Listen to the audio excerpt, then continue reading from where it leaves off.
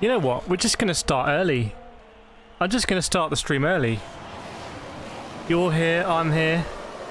Why don't we just crack on? What's the point in waiting? That's my thought process. We got the timer then. That is the timer to Q1. There is still rain, heavy rain, in the very near vicinity of the Catalunya circuit. I'm having a look here at live images, and there is some pretty incredible rain. I would say not more than a few miles away. So much rain around the circuit, but I don't believe it's raining on the circuit right now. Welcome JJ, welcome Kate, Manos, Vlatka, and myself in the chat as well. Big shout. I never shout out myself, do I? So yeah, there is still rain. You're joining us here for qualifying for the Spanish GP. And this is going to be very important here from a team perspective, because if you can get both of your drivers up there, that allows you to do interesting stuff with strategy. You can cover off other teams around you. You know, Max Verstappen will actually probably want Sergio Perez up there at the moment because he can cover off the Ferraris. That's my thought process. Hopefully everything is working. JJ says, so Kirsty. What? Whoa. Okay. Whatever floats your boat. Jay, you said you were on 22 months, right? That is such a long time. You're super close to that 24 badge. How many? Yeah, we've got 123 members apparently at the moment. It's insane. That's double what we had like a few weeks ago. It's crazy.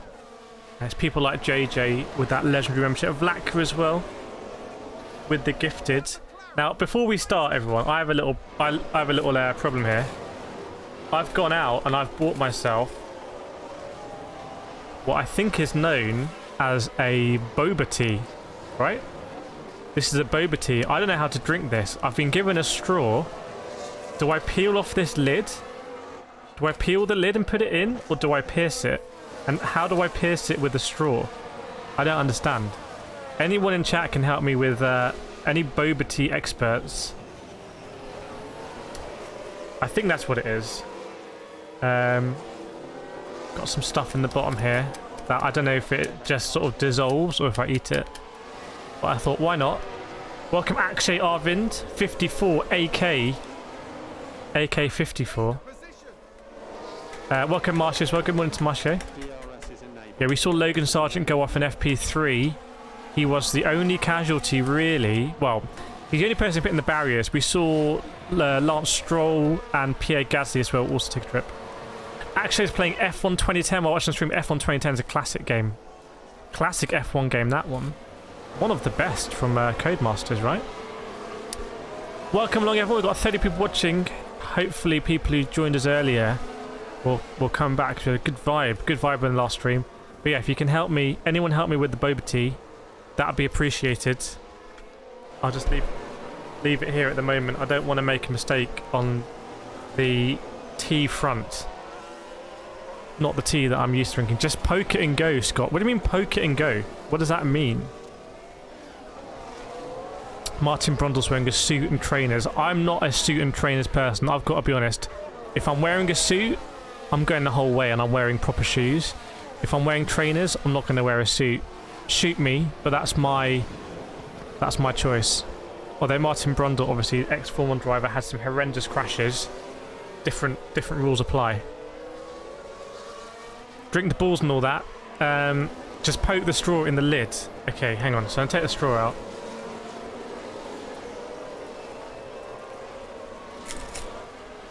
Oops. I've lost some paper in my rig. Okay, so now I can see this end is pointy. That's pointy, right? Can you see? Pointy.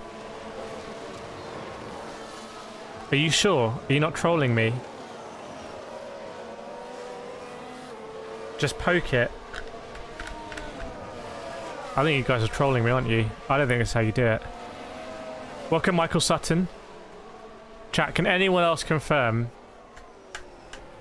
Vlak says Boba tea scares me. I would definitely choke. Access not trolling.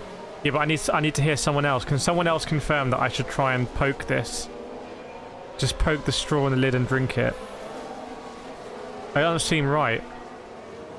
I feel like I should lift, because why has it got a little lip on the outside? I feel like I should be lifting that and put it in the side. Alright, so we're going to count down here. Marsha's got no idea. Akshay drinks a lot of Baba tea. What's Baba tea? You mean Boba? Hang on, now I'm questioning your authority. If you spelt the tea wrong, that you allegedly drink a lot of, I'm not sure. I don't believe you. Chat, can someone else confirm what do we do with the Boba or the Baba? The Baba tea? What comes after Baba S? Still looking at, it's still kind of wet in the paddock. So maybe there's been another sort of downpour, I don't know.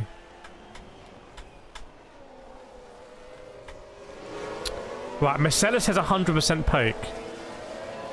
Okay, so talking about Marcella says 100% poke. Okay, so we've got Akshay, Scott and Marcella saying 100% poke. I haven't heard anyone say anything different, so I'm going to go for it. I'm going to poke it. Okay. This is going to spill everywhere, right? How much force do I do on it? Do I just go like... This is just a straw though. This is just paper. Slam it. I don't know about this one. Right. Ah! Yes! It went in! It went in! It went in. Okay.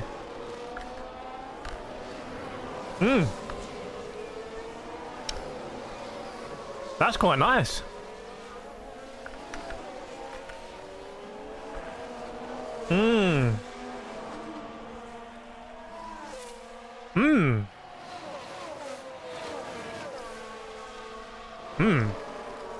They're chewy.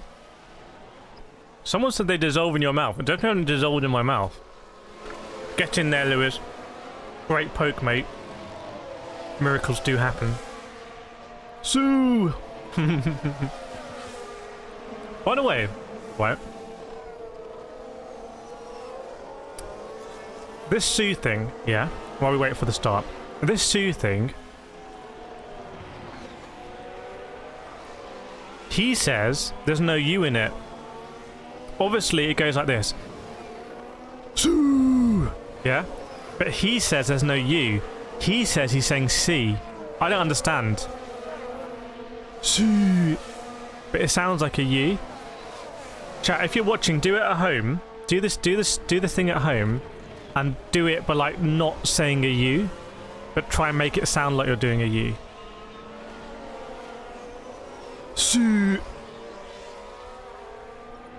No, I can't do it. Sue! That's such a U sound. He says it's just C. Like yes. I've seen him do it. I saw him at the Bernabeu. Okay, gotcha. Scored 2 goals for Real Madrid, and they play all the music, and then he goes and he does. Sue. It's not SIU. Can someone confirm that? Someone pull that up in the chat. There is no U. There is no U. Nah. No. We're pulling this up. Hang on. I'm going to pull this up. Hang on a second.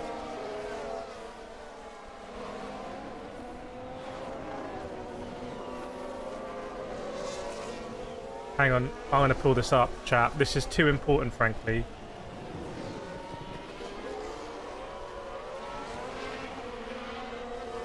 Right. How to pronounce Sue. I'll put the U in here. Here we go. How to pronounce. Break the Sue down there. That's not it. Ronaldo Sue. Hang on. How to pronounce. What is. No, it's not. It's C.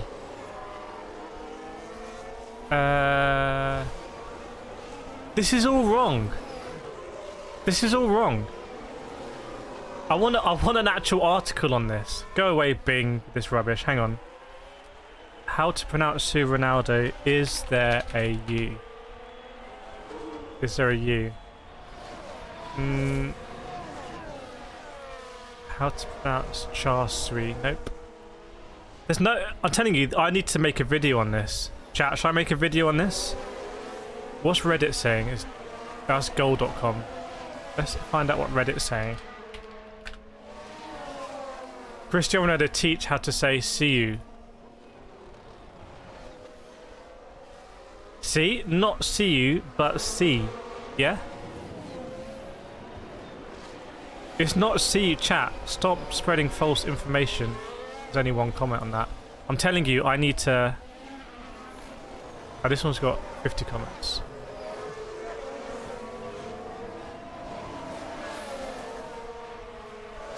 Oh, strong language. I'm telling you factually, there's no U in it. So, if someone can do it at home, let us know. It's also got a silent H. Yeah, the D is silent. There's a D. It's actually D-S-I-I-I-I, but the D silent. Sue. I think you just say C at such a weird intonation. It sounds like a U. Sue. Shoo. Like it's a Doppler effect. Shoo. Maybe that's it. Shoo. What do we think? Kate says Ronald has no idea what he's talking about. Wow. Slapping old Ronald down there. I've seen Ronaldo play a few times. Every time I've seen him play, he's scored. It's quite annoying. Even when he came back from Man U and played us, he scored. Although I think he's a bit washed now, isn't he? Why am I sound like an engine?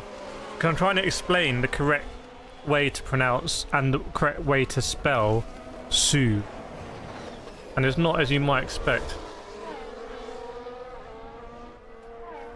Chat, you know I'm right. You know I'm right. No one counted me there. So should we give that one as a win to me? Me 1, chat 0 on that one. Who was it came in with C with a U? Adam Teague. Or I think Adam Teague. I think there's some silent letters in your surname.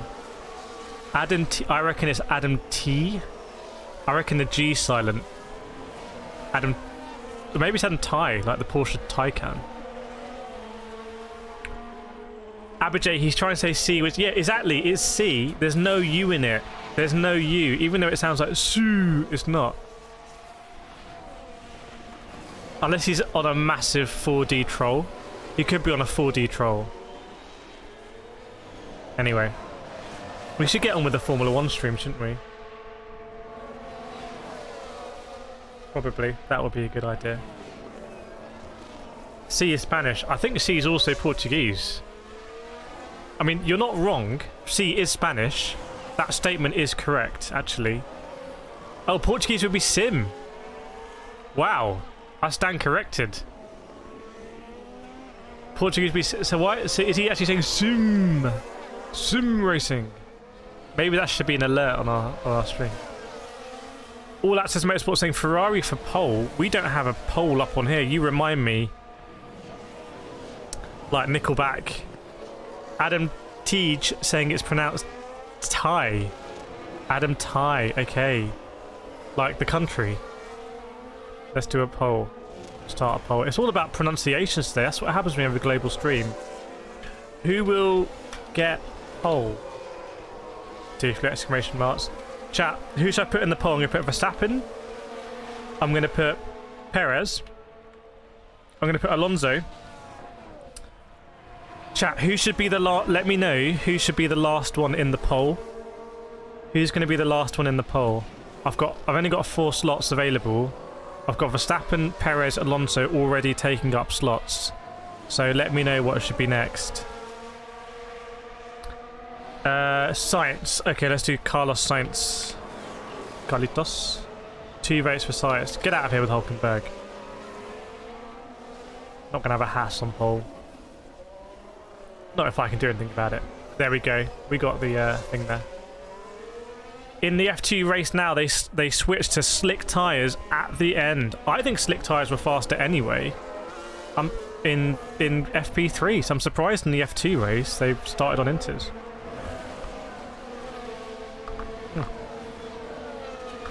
Man, this is Moorish. This is very nice. I'm going to spill this all over my wireless keyboard. By the way, this keyboard's actually very good. I've had some very bad wireless keyboards over the years as a streamer. This one's actually very good. This is the ROG Claymore 2. It's a very good wireless keyboard. I quite like this one. Much better than the other ones I had. No way Verstappen is not getting pole. Guy is driving on easy mode, yes. When's the last time it rained Spanish? I've been asking all weekend. For the last 3 streams. This is the 4th stream we've done. I've asked in every stream. When's the last time we had rain? I can't remember. No one else can remember. So I think we take it from that it's never rained before in Spain in history.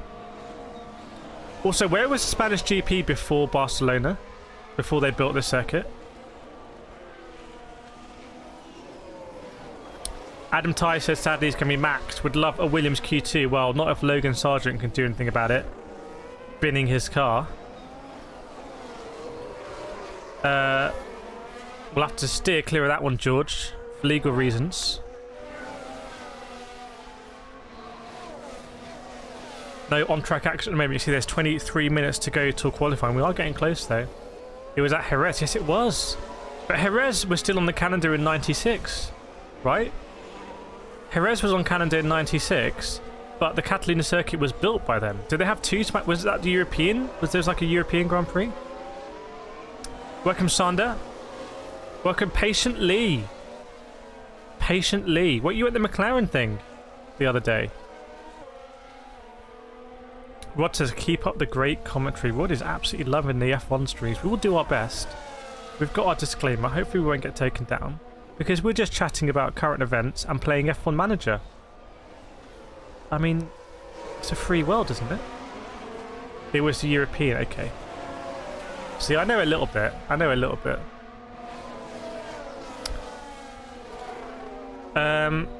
22 minutes to go to Q1. Are we going to see any casualties? As we get closer, we'll start to think about that sort of stuff. And also, I want to hear a prediction on what the pole lap is going to be. Does anyone think we're going to go sub 1 minute 13? Does anyone think we're going to go sub 1 minute 12? Let us know. Are we going to see Vin Diesel make an appearance here? I doubt it.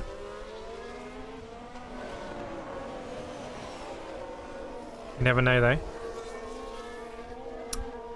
21 minutes to go.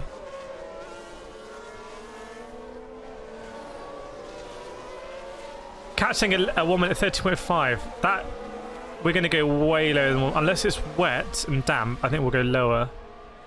Adam Ty saying a 12.3. Hold that thought. We'll see if it's a 12.3.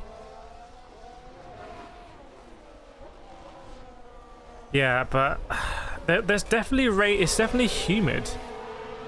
But I think the session finished with the dry tyres being quicker than the wet tyres.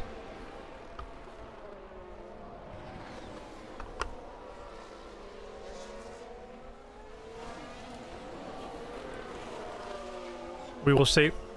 There's still no on-track camera at the moment. They're just doing some advertising for Haas. Haas-vertising. Is Logan Sargent's car going to have been fixed by the Williams mechanics? We will see. Adam saying still slightly damp. Yes, mildly moist on the track. Patiently lol. Want the whole Fast and Furious crew to disconnect themselves from F1. As an American, it feels odd to see them there. Doesn't feel right. Like it's... I can't see that word. Something acting. Pure acting. They are actors, though. So let's be fair. Patiently, they are. You say it feels like it's pure acting. Vin Diesel is an actor. That is Fast and Furious X isn't a documentary. Radar saying could rain again before quali, but not during quali. If it's going to rain before quali, it's only got 19 minutes to do so.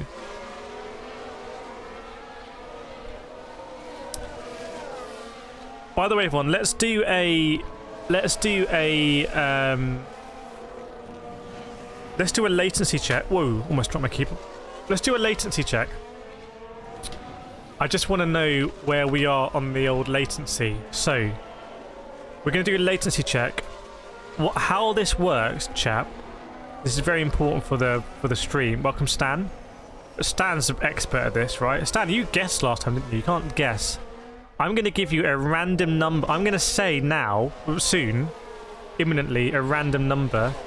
And you have to write that number in chat. As soon as you hear it, write it in the chat.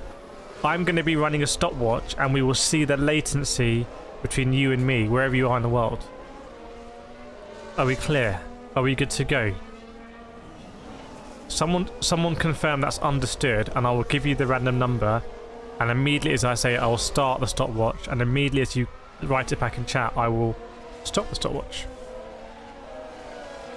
Lots of rain around the track, but I wonder if it's just burning itself out. Right, patiently's ready. Right, here we go. The random number is 21. Go, go, go, go, go. 21. 21 is a random number. 21. I'm on the stopwatch. Sander's come in. We've gone sub 10 seconds on the latency there. 9 seconds, 77 milliseconds, or 9 seconds, 9.77 seconds. So we've gone sub 10 seconds on the latency. Not bad. Kate's put in 29 twice, so something's getting lost in. Maybe up your quality of your stream there. Sander, by the way, Sander was first on my screen. Is Sander first on everyone's screen there?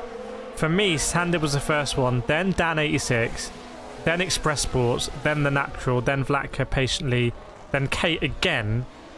Rod's put 21 from time, but Rod, Kate managed to get 29 twice before you put... Although Kate was wrong, so... Yeah, you starting after. Akshay's just coming. Akshay, you got some big latency, my friend, there. Patiently's put Sander first. What we'll do is, in about an hour's time, someone will randomly write 21 in the chat because they've started watching the stream. Dan saying he's first, Sander after. Whoa. Stewards. Hang on a second, stewards. Is that correct? Can we confirm who is first on your screen in the chat? Is it Dan86 or is it Sander? Marsha, you need to get yourself on live, my friend. You got some big latency there. Who's first, Sander or Dan86? Dan saying that he's first. Dan is making a claim. Crispy saying Sander. Dan saying in my screen's not okay. Not an argument, just facts. You see your message. That would make sense. That would make sense. So Dan's message on his screen is first. Wow. Okay. The mysteries of the chat. Vlatka's second on Vlatka's view. Nabori's got Sander first. Okay. So the blockchain is verified. Is that how blockchain works? We've verified it.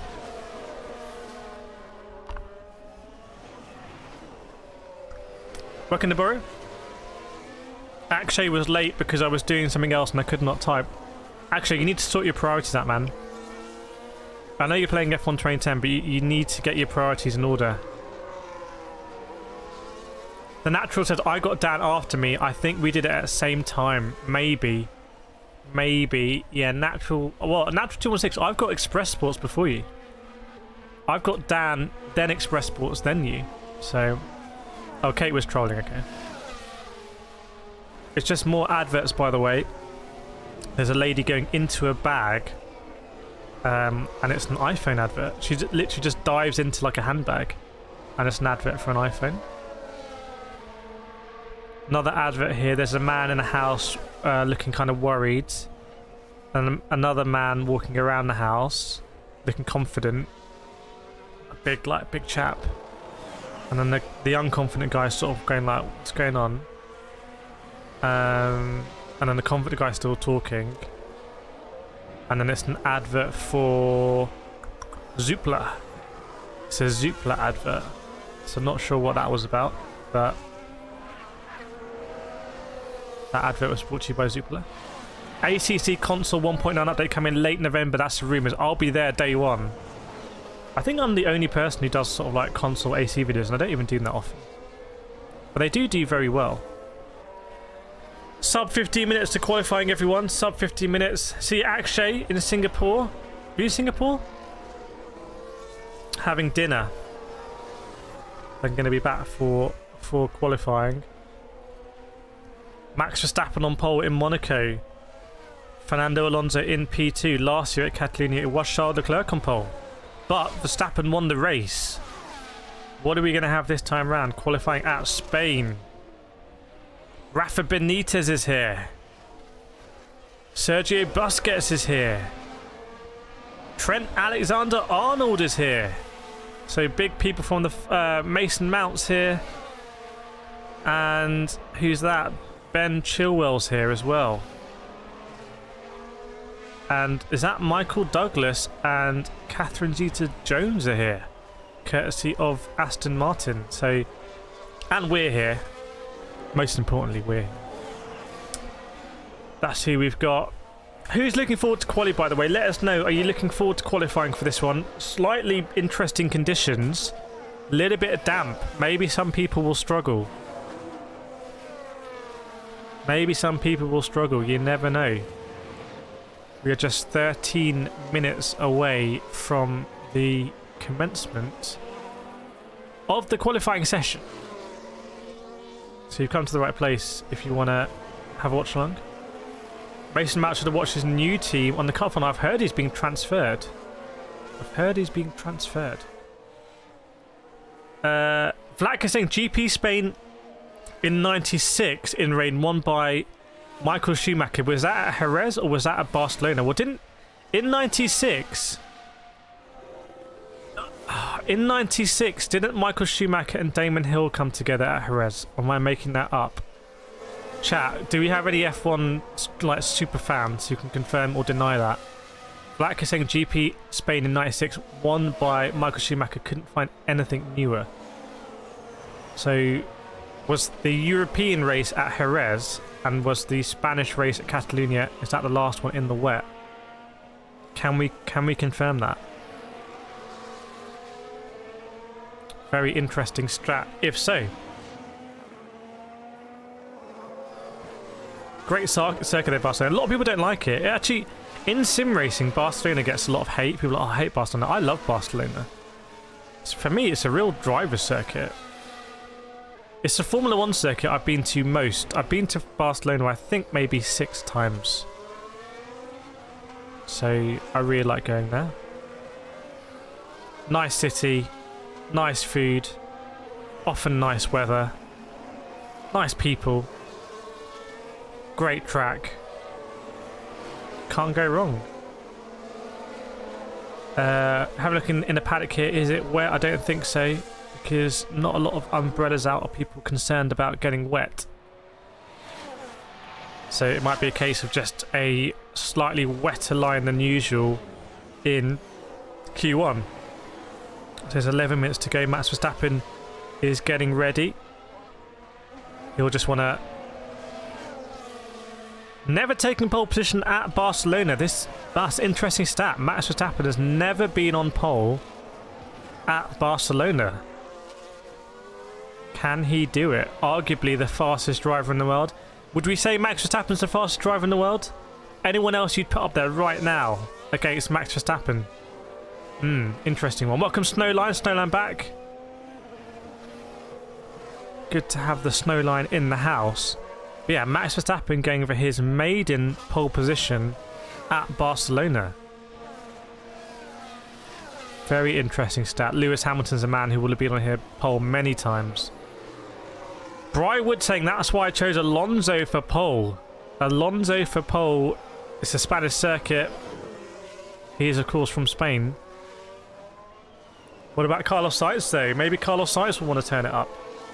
We will see.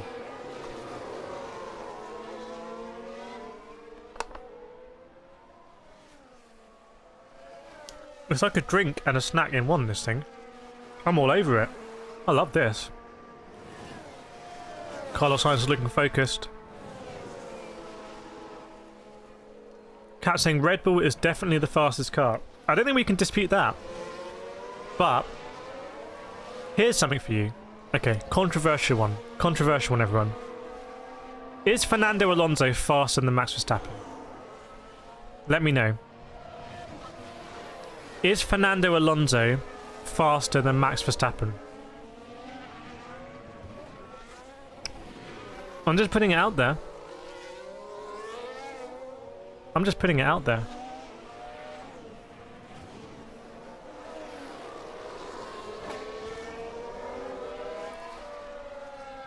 Who would win if Fernando Alonso was Max Verstappen's teammate in the Red Bull? That's another way of putting it. Brywood saying no, but he's great though. Cat, he has experience. To me, that means a lot. Rod saying it's become a bland circuit when they may change slow the cars. Maybe. I still think it's quite a tough circuit to drive. I think it's a drive circuit. But I completely agree that the removal of chicane I think is a good thing. Mercedes saying Alonso would win.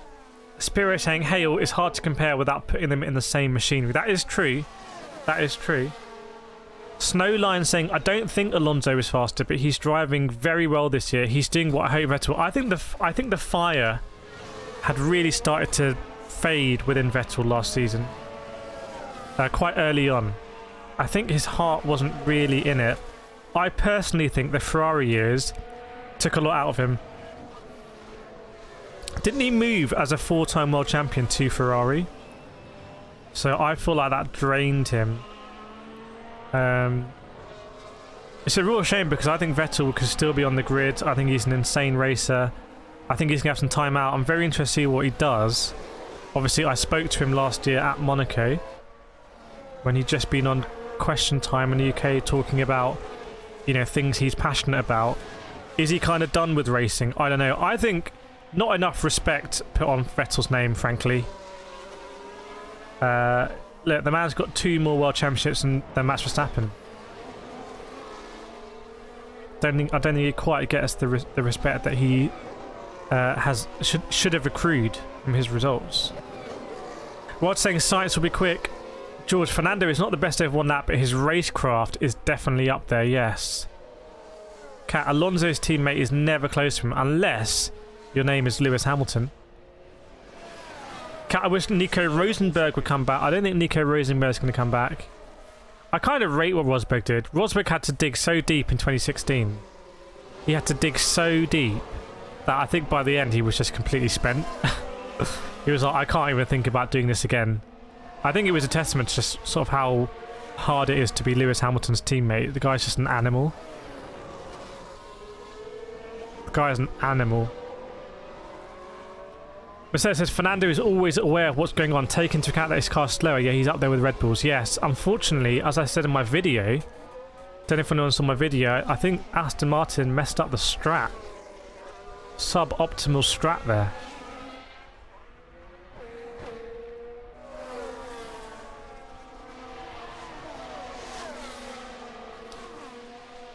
Kevin Magson getting ready as well. And can't see many umbrellas out, so I think we're looking at no precipitation, no rain in the qualifying session itself, but it might be starting a little bit damp. Can Lars Quinn be taken flat if anyone knows? I think Logan might have been trying to take it flat and found out. I'd be very surprised if people can't... Actually, I don't know. I think it's Cops is flat. Cops is flat, and Cops is a similar sort of profile, isn't it? Hang on, this is like Barcelona trying to create the Spanish Cops. They're trying to create El Cops here, aren't they, with the last corner? I see what they're doing. I see what they're doing here. 5 minutes to go, everyone, till qualifying starts. And we have some more adverts here from Sky. Fantastic. That's what I paid for. We're getting close. Max Verstappen is leading the poll. If you're just joining us, your opportunity to vote in the poll here and get your prediction in. At the moment, Verstappen 67% is absolutely dominating the poll. And frankly, you'd expect him to get through Q1 no troubles, Q2, and then set the BC lap time in Q3. But I have to say, it wasn't that far away in Monaco, was it, with Alonso? And the Aston Martin has looked good here. Bro, I think that's the thing with Aston Martin. The people who've been in the garage so long might get replaced if they keep in the top 4. Not quite following. Not quite following. Snow's not a fan of the Sky adverts. No, we haven't got the adverts here. Not the in-stream adverts anyway. Get an advert on the way in. Just to elevate the theatrics of the stream. Give it some perceived level of quality. 4 minutes to go till we're going to start at Q1. I can't wait, actually. Who is going to struggle? Who is going to look good? The Red Bulls have been absolutely supreme through free practice, but the Ferraris have good pace as well. The Ferraris have good pace, and they brought a upgrade package here, as have Aston Martin. So Aston Martin and Ferrari bringing upgrades, and it looks like they're actually working. M2 is saying Alpine 1-2. We can see, wow, so many clouds around the circuit. Still very overcast, I have to say. Anything can happen. Round number 8 of the championship, although round number 6 didn't happen, did it? We didn't do Imola. And I believe Red Bull have won every single race this season. They have won the 6 races that have occurred so far. Snow says Red Bull, liking Red Bull. We could have adverts. It's alright. I won't do it. YouTube always says now will be. I'll let you know when it says it. It's like, hey, psst, hey you. Now would be a really good time to run adverts. Or China. Or China. Don't know what. Not sure what's going on there. So yes, just 2.5 minutes to go. We'll see if anyone's going to stack it at the front of the pit lane. If anyone's going to look kind of, you know, on it. Lots of car parking around Catalina. I've never ever rented a car and driven. Now the weather conditions is saying rain. They are saying it's raining, but I think they're just doing that to be a bit sensationalist because it's not raining. they're saying it's raining, but I can't see any rain. So not sure about that. China was cancelled, but it wasn't actually around. It wasn't actually on the calendar, whereas Imola was on the calendar. So Imola was meant to be round 6. Yep, this is my pace. We don't want to lose too much time. Are we ready for qualifying? Going to be the hour. The power hour, as it were. Bryce saying if they keep performing like they are, they will need better strategies and so on. They will probably upgrade the whole team. Ah, got it. Okay, okay. Might crack. Might be looking to poach a few people. There is a talent war going on in Formula 1 always. Someone's got the meme Alonso poster in the crowd. Yes. Big brain Alonso. Only the biggest brains for Alonso fans. Fans are going wild. Cat says Imola is one of my favourite tracks. It's a great track. I've really enjoyed doing it in iRacing. Aqua Minerale. Great corner. Really fast and flowing track. Great to see Formula 1 back there. And as you can see, it is actually raining. They're showing a shot that we saw in FP3 of a puddle that is having some rain put in it. Now I'm going to stop the timer here because we are going live now. We are going live. We are in Q3, everyone. We are in Q3. And everyone is coming out because the rain means that you want to set a lap time as soon as possible in case it gets wetter. You do not want to be caught out here. Carlos Sainz has got his eyes wide open, and the teams all have their intermediate tyres ready. Maybe I was incorrect there. Maybe it is actually raining at the start of Q1. Incredible drama, really, when you think about it. Pretty crazy.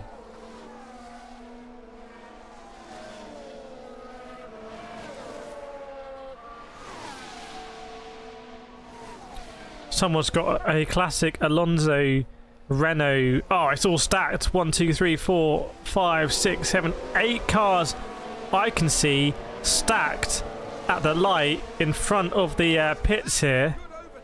Russell saying it's spinning in the pit lane, but only very lightly. But people don't want to take any chances. There's a Mercedes in there. There's a Haas at the front. No, sorry, is it an AlphaTauri? It's an AlphaTauri, I believe, at the front of the line.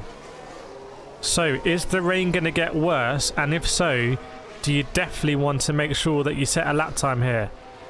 Both AlphaTauris are in this queue. Both Mercedes are in this queue. Both Alpines are in this queue as well. Trying to see what else we've got. There's an Aston Martin in the queue. So these are the cars that are concerned about it. And is that Max Verstappen on the soft tyre as well? He is being released. No, it's Sergio Perez. Sergio Perez coming out first.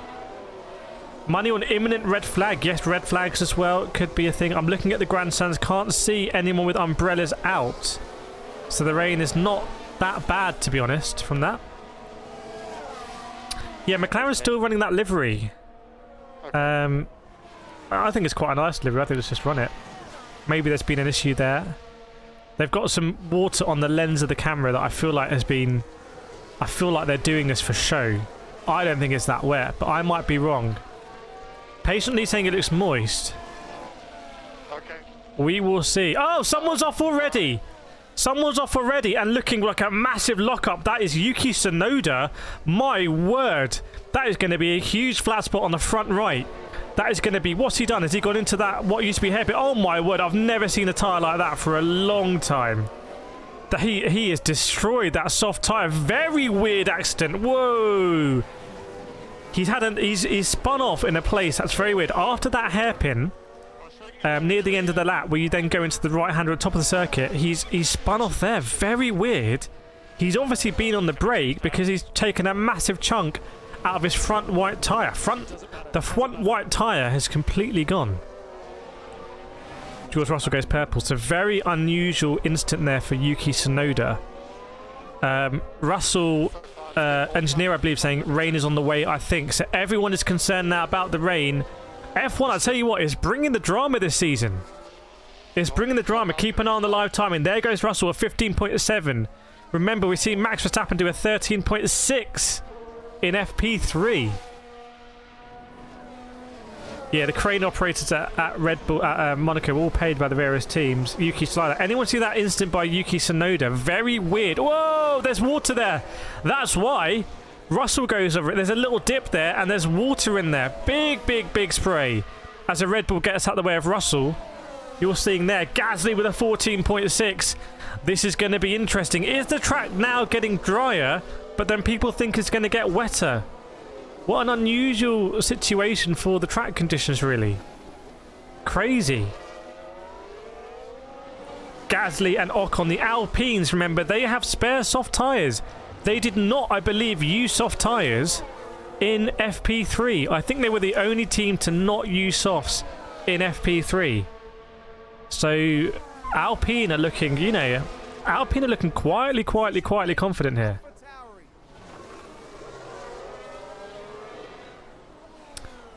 Lance Stroll also goes over. Nico Hülkenberg 14.0. Wow, we are getting close to the 13s already.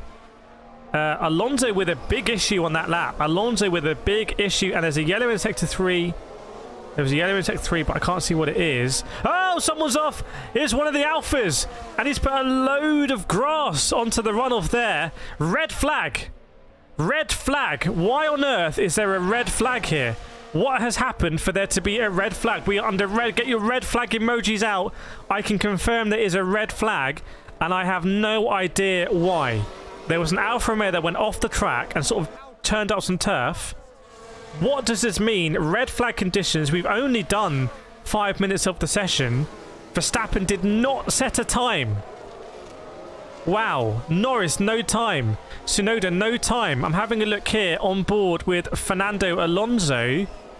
Was it an issue for Fernando? He goes into the last corner. Oh, Fernando's gone off. Fernando's gone off on the last corner, but he saves it. A similar moment to Logan Sargent, but he goes on the gravel. Yes, get the red flags. Why are we under red flag conditions? What has happened here that they've decided to throw the red flag? There were a few cars struggling, as you might expect. Having a look here, I think at the Yuki Tsunoda moment. Is he going to go over that wet patch? Oh, he has a huge moment. And then gets a massive flat spot on the front left. Huge flat spot. And here's Valtteri Bottas. He's the other driver that went right. He had a moment. There is water on a specific part of the track where Yuki Tsunoda went. I do not agree with this being a red flag. You can drive around that. I fundamentally disagree. As someone, when I go racing, we don't even have wet weather tyres. Oh, Alex Albon went off as well. Alex Albon went off into the gravel. But I tell you what, this is very controversial. I don't believe this should be a red flag. I don't believe this should be a red flag. I'm sorry, but there's 20 fully grown racing drivers there that if they think it's too wet, they can go on the intermediate tyre, frankly. This is making a little bit of a mockery of the sport. To red flag this is taking the mick. Unless they're going to force them all to go on intermediates, which they can't. Because the intermediate is not the fastest tyre here. Clearly, this is soft. This is dry tyre conditions. Because they're only half a second off what Verstappen did in FP3. Welcome, Marcus. They're going on mediums. Hang on, can someone confirm? Are they forcing drivers to go on mediums? Because I've never heard of this before. I don't. I'm not sure about this. I'm not sure about this at all. Chat, I want to hear your opinion. We've got 120 people watching, true F1 fans. Let me know what you think in the chat about this. A few drivers have a difficult moment and they red flag the whole thing. What's that about? Is this the premier class of motorsport or what? I'm not sure about this.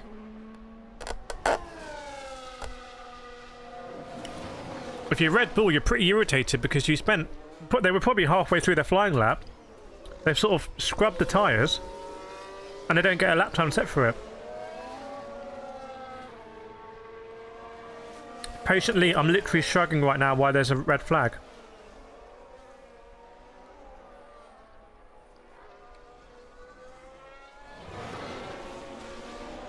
Hulkenberg, by the way, had a lap time deleted. That 14.0 lap time of Hulkenberg has been deleted. So Nico Hulkenberg is basically going to be in the drop zone. He's not quite in the drop zone, but he's basically sort of there.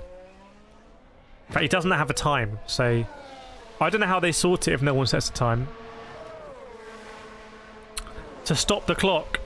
I'm looking at the radar here, and the radar's saying that there's going to be some more showers inbound. So I'm not sure that one's really working out for them. I think the FIA have got themselves into a little bit of a pickle here. Rob from Sudden says, what was red flag for? Basically nothing. Basically, that is, without a doubt, the worst red flag I've ever seen. The most needless red flag I've ever seen in my life. No one's safety was in danger there. No one's safety was in danger. There was no need to have a red flag. If you have marshals on track, throw a red flag. If you have conditions where people can be out complaining, throw a red flag. I'm cool with that, actually. I don't mind. But in those conditions where drivers are having some back-end moments, you cannot throw a red flag. It just makes a joke. The drivers may as well sit in the grandstand and use them, and they may as well, frankly. I mean, how can you throw a red flag when everyone's on dry tyres and setting lap times within a couple of tenths of the fastest? It's madness.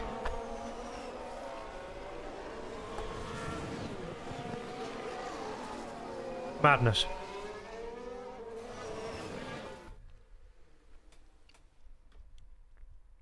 When you compare what IndyCar did at Indianapolis last week, you know, getting the show rolling, you know, prioritising the entertainment, this is not entertainment. Race will resume at 4:12 local time, so they're going to resume in 2 minutes, sorry. No reason for red flag. I agree. My joyful morning coffee drives in my M4 are sketched. Exactly. I mean, you may as well just close all the roads in the UK when there's a bit of rain, frankly. Madness. George saying, I think the trouble is that the FIA have been criticised before for being too late to make a decision, so now there's knee-jerk straight red. I'd assumed someone had gone straight off into a barrier and it was dangerous and but no, nothing, that hadn't happened. That hadn't happened. I mean, anyway, I'm getting a bit irritated here. By the way, if you like the stream, please hit that like button. We want to hit 100 likes on the stream. We want to hit 100 likes. So if you're watching, if you understand what I'm saying, and you don't hate the stream, you actually like it, hit that like button. We'll get to 50 first, and then we'll try and make some headway into the big 100. The more likes we get, the safer the stream is from being taken down. Facts. 3 + 3 = 9, yes. Classic moments. Team Rock fans will remember. Tom, are Ferrari just going for the one run? Ferrari, I'm not sure I think like Red Bull, I don't think they got to set a lap. I think the drivers that ironically are stacked up in the pit lane, they were able to set a lap. I think other cars were on their flying laps when it got red flagged. Nigel, it's because Alonso went off with all his fans. That is, whoa, conspiracy theory there. FIA is Alonso Assistance Agency. The Ferraris are stacked up now. The Ferraris are stacked up. The Ferraris at the front of the grid, front of the pit lane, I should say. 50 seconds to go on my screen. 50 seconds to go on my screen. Valtteri Bottas, we saw, had a moment as well. George saying they threw a red flag for gravel after Albon went off. I'm not sure about this directive. I'm not sure. It's a bit too stop-start. It's a bit too stop-start. Shall I tell you what I'm going to say? Red flags, what are they good for? Good for adverts. Good for adverts. Throw a few red flags, get a few more $1 million over the broadcast and advertising revenue. Do we agree? Do we disagree? What do we think? Let me know. Is that a lockup?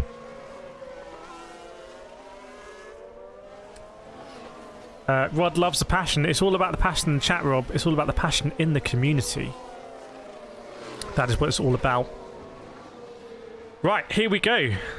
Here we go. Red flag goes to green. Ooh, green, green, green, green, green. Again, everyone is stacked up in the pit lane. They want to get out because if the conditions are drying, then it doesn't matter. But if it were to rain again, it would matter. So if there's going to be rain later on in Q1, you want to set your lap time now. And we're off. Yes, yes, yes. Right. People agree. Snowline agrees. Vlacker agrees. Nigel agrees. Dan agrees. George is doing the... face. George, were you actually doing that? Did you actually go like this? Not sure about that one.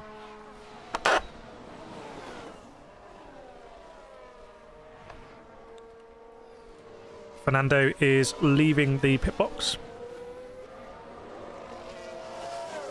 Fernando is faster than you, do you confirm? Conspiracy abound. Can I have a time check so I can sync up? There is 13 minutes to go in Q1 as I speak now on my feed. The standings are slightly quicker than that. But when I want to call the feed, I call the feed here. Right. Let's see what lap times people are going to set. Gasly with a 14.6. Remember, Hulkenberg did do a 14.0, didn't he? So Hulkenberg did a mad lap. Someone said Hulkenberg on pole. I have to say, wasn't he second quickest in FP2, if we remember? Here we go. The Ferrari's going for their flying laps here on the soft tyres. Everyone's on the softs again. Are we going to see the same issue? Is it still going to be spitting rain? I don't know. I don't know. Leclerc's out first, and then Carlos Sainz is a few seconds behind him. We'll see what he's going to do in the first speed trap for Charles Leclerc. He goes half a second slower than Gasly. Guan Yu Zhou with a 14.2. Who is going to get in the 13s first? What is the cutoff going to be? Is the cutoff going to be in the 13s? Are you going to need to set a 13 here to get into Q2? Bear in mind that there's moisture on the track, and unless it's going to rain heavily, the track is going to get faster. What do we think, chat? What do we think the cutoff's going to be? Thanks patiently. Appreciate it, my man. Appreciate it, my bro. There we go. Verstappen with another 13.6. So Verstappen with a 13.6. And whoa!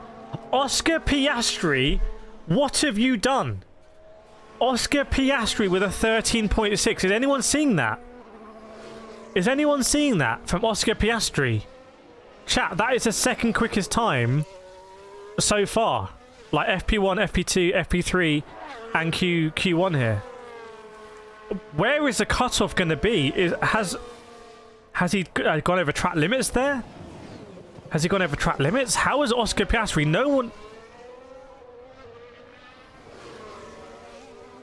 is saying Oscar Piastri.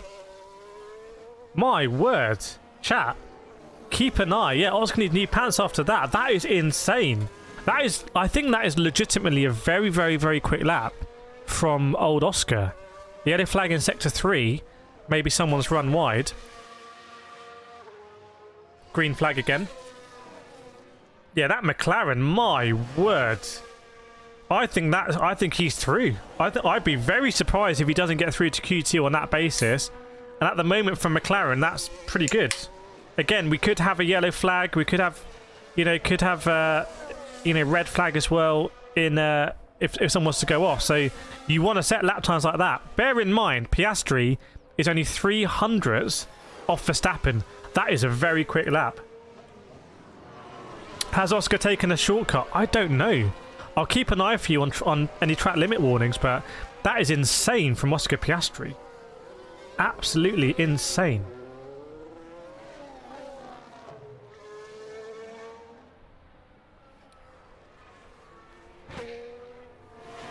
Whoa. Welcome, Falam. Carlos Sainz wants someone else to get a penalty, but only 2 drivers in the 13 so far. It is Piastri. It is Verstappen. I genuinely am speechless. Oh, Nick De Vries with a huge moment exactly where his teammate Tsunoda had the moment. There is a bit of standing water there on the exit, I believe, of what used to be that hairpin in the infield, and everyone is struggling. Bottas has been off, Tsunoda's been off, and De Vries with a huge one. Frankly, a mirror. Has he been able to get that started? He was deep in the gravel. He was deep in the gravel. And by the way, Gasly is going to be investigated after the session for potentially holding up Carlos Sainz. But Nick De Vries, did he get that started again? Because again, those tyres are going to be cooked. Sliding all the way into the gravel trap. But somehow able to get it going, I believe. Russell saying the tyres aren't working. By the way, in the drop zone, we have Charles Leclerc, Lando Norris, and Sergio Perez all in the drop zone right now, and George Russell's not too far away. My word. No, Perez moves up, surely. Where's Perez? Perez moves up, but it's only 13. By the way, Lewis Hamilton setting the fastest Sector 3 out of anyone there. Goes 13.0. I think Piastri is looking pretty good here. Only 8 minutes to go. Welcome back, Ashley Snow saying Nick Debris, causing some debris there. If all were in the same cars, who would be the fastest? Well, that's the $1 million question, isn't it? $1 million question. Perez is out of the drop zone, but Charles Leclerc is in there. Where does Norris go? Lando Norris to the 14.5. But come on, that's almost a second slower than Oscar Piastri. Almost a second slower than Piastri. Piastri has done a lap from the gods here. You know, this is the man who was with Alpine. All the drama about he can confirm he's not going to be with Alpine. McLaren really wanted to, get him on board. All the issues with Ricciardo. They place a lot of faith in Oscar Piastri, the Australian driver. Man, are we finally getting to see? He hasn't had the best start. He hasn't had the best car. But is Oscar Piastri doing something insane here? Everyone is struggling, by the way, in that little dip in the circuit where I believe some water has collected there. probably sort of running down from the top of the circuit and just collecting in a little dip. Where's your countdown timer? It's too difficult to do. It's too difficult to do for qualifying, but I can tell you that there are 7 minutes to go. 7 minutes to go. It's more, I would say, Alex, it's more a penalty on the team, isn't it, really? It's more a penalty for the team. This is very, very, very exciting because I was not expecting that. Unless he's found a different way through. Brandon with the $5! Brandon! Thank you for chat. Can we get, by the way, can we get some claps out for Brandon for the $5? Good morning, everyone. Thank you so much, Brandon. Absolute hero supporting the stream as a member and with a donation. Please, please, please get some claps out for Brandon. Look at that, JJ, Akshay. That's what we love seeing in this community. Thank you so much, Brandon. I really appreciate it. Good morning, everyone. Brandon waking up from the States. And what a way to wake up with a live stream here on our YouTube channel of Q1. 6 minutes to go now. Where is Charles Leclerc? Still in the damn drop zone. Charles Leclerc is in big trouble here. What's he going to do for... Well, he must be on an outlap at the moment, really, because that Sector 1 ain't going to cut it. Charles Leclerc needs to get out of there quickly, and so does Sergio Perez. Leclerc has been on the radio. Maybe he's not happy about something. Ferrari have looked... Oh, look at the claps in chat. We love to see it. GOAT. Look at that. Cosmic, Marcus, George, Neil, Vlatka, Akshay, JJ... Thank you so much, Brandon. We appreciate you supporting the stream like an absolute hero, like the Don. Perez, Aaron said Perez now 16th. Perez is in the drop with Leclerc. Where's De Vries? De Vries somehow, after all that, managed to get a P7. That is astonishing. They must have got in there, changed all the tyres. Nick De Vries is one lucky driver. What is going on with Perez and Leclerc? I do not know. Charles Leclerc is going around the last corner here. He's coming into the pits. Charles Leclerc is boxing with 5 minutes to go. They're going to have to very quickly change those tyres. Oh, and he's got to go over the weighbridge. Disaster. He's got to go over the weighbridge. They don't need this. And the FIA is strolling around. They're just strolling around. They've got to lift the cone. Oh, this is bad news for Leclerc. He's got to go to the weighbridge, and the FIA are just sort of standing there like... You know, the cameraman's running now. Oh, disaster for Leclerc. They don't need this. Was there traffic? We thought so. Oh, big traffic, I think, into turn 1. I think there was big traffic into turn 1, and he aborted it. So he hasn't really had a clean lap yet. Sergio Perez. What is going on with Sergio Perez? My word. Things are going from bad to... Sergio Perez is going to be under big pressure if he doesn't sort this out quickly. Because Daniel Ricciardo is there in the background, absolutely itching to redeem himself. Redemption. Remember Daniel Ricciardo's redemption at Monaco? This is a redemption of Daniel Ricciardo's whole career, frankly. They're taking it in. They're going to change the tyres in the garage. This is very risky from Ferrari. Because an outlap is going to cost you about, what, 1 minute 12 here. And then you've got the lap itself. Sorry, 1 minute 20. And then the laps, call it 1 minute 20. That's 2 minute 40. So Ferrari need to get that car out within the next 45 seconds. Otherwise, they are in big trouble. That car needs to be on track within the next 40 seconds. Otherwise, they ain't going to make it. And I've been there. I've ballsed up quali myself. Expert. What was that with Leclerc? What's the question? Was that into turn 1? Sergio Perez needs to do something as well. Perez should Perez should just throw the keys and give them to Daniel Ricciardo at this rate. Not even the FIA or on Ferrari side. It's a qualifying session. Yes, you have to go to the weighbridge some of the cars, but the guy was just so lazy about picking up the cone. I would be fuming in the helmet. I'd have my visor up and be screaming at him, lift that cone. Leclerc waiting for race for Hamilton. Right, is Leclerc out on track? I'm having a look. He is on the outlap. He is there. Sergio Perez's dad, not with the insane grin this time. Perez, I believe I'm on board with Perez now as he goes onto the start-finish straight. He will get 2 laps if he needs it. Surely he will only need 1. But Formula 1, you never know. There could be traffic. There's a stream of cars coming out of the pits. Oh, my word. The traffic is horrendous here at Spain. The traffic is horrendous. Is it getting wetter as well? Right, Perez has managed to clear it all. He got very lucky. If he'd been 10 seconds behind, he would have come out into turn 1 with a load of traffic. Thanks, Martin. Appreciate it, my man. He stared at Charlie. Exactly, but he was passive. He obviously got... Maybe he used to work for Ferrari. There's a safety car and F1 manager, by the way, as well. Okay, understood. Terminal tyre damage for Ricardo, so we just let that roll. He's going to be stopped on track. In fact, I will get that going again in between. Sergio Perez again. Oh my word, having to go past traffic here and there. He's gone green in sector 1. You will see before me. Sergio Perez goes 4th. He is our 5th driver into the 1 minute 13s. Charles Leclerc with a good sector 1. Nico Hulkenberg with a good sector 1. Have a look at the sector 1 times, everyone, because my word, Tsunoda with an even better sector 1 than Leclerc there, right? Everyone there is looking quicker. Okay, Alonso goes P3.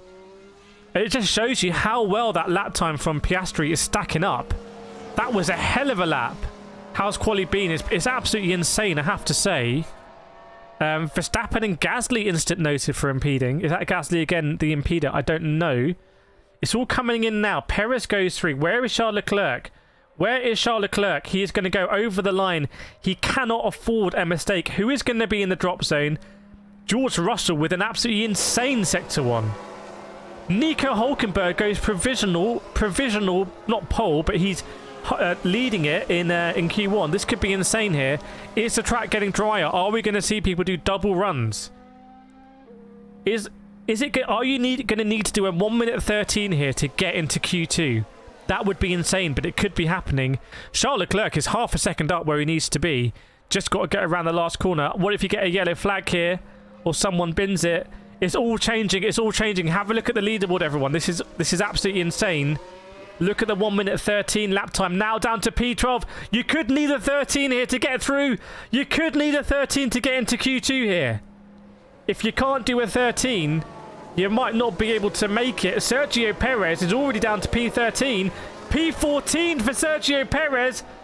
Where's Charles Leclerc? Charles Leclerc, no! Where are you, Charles Leclerc?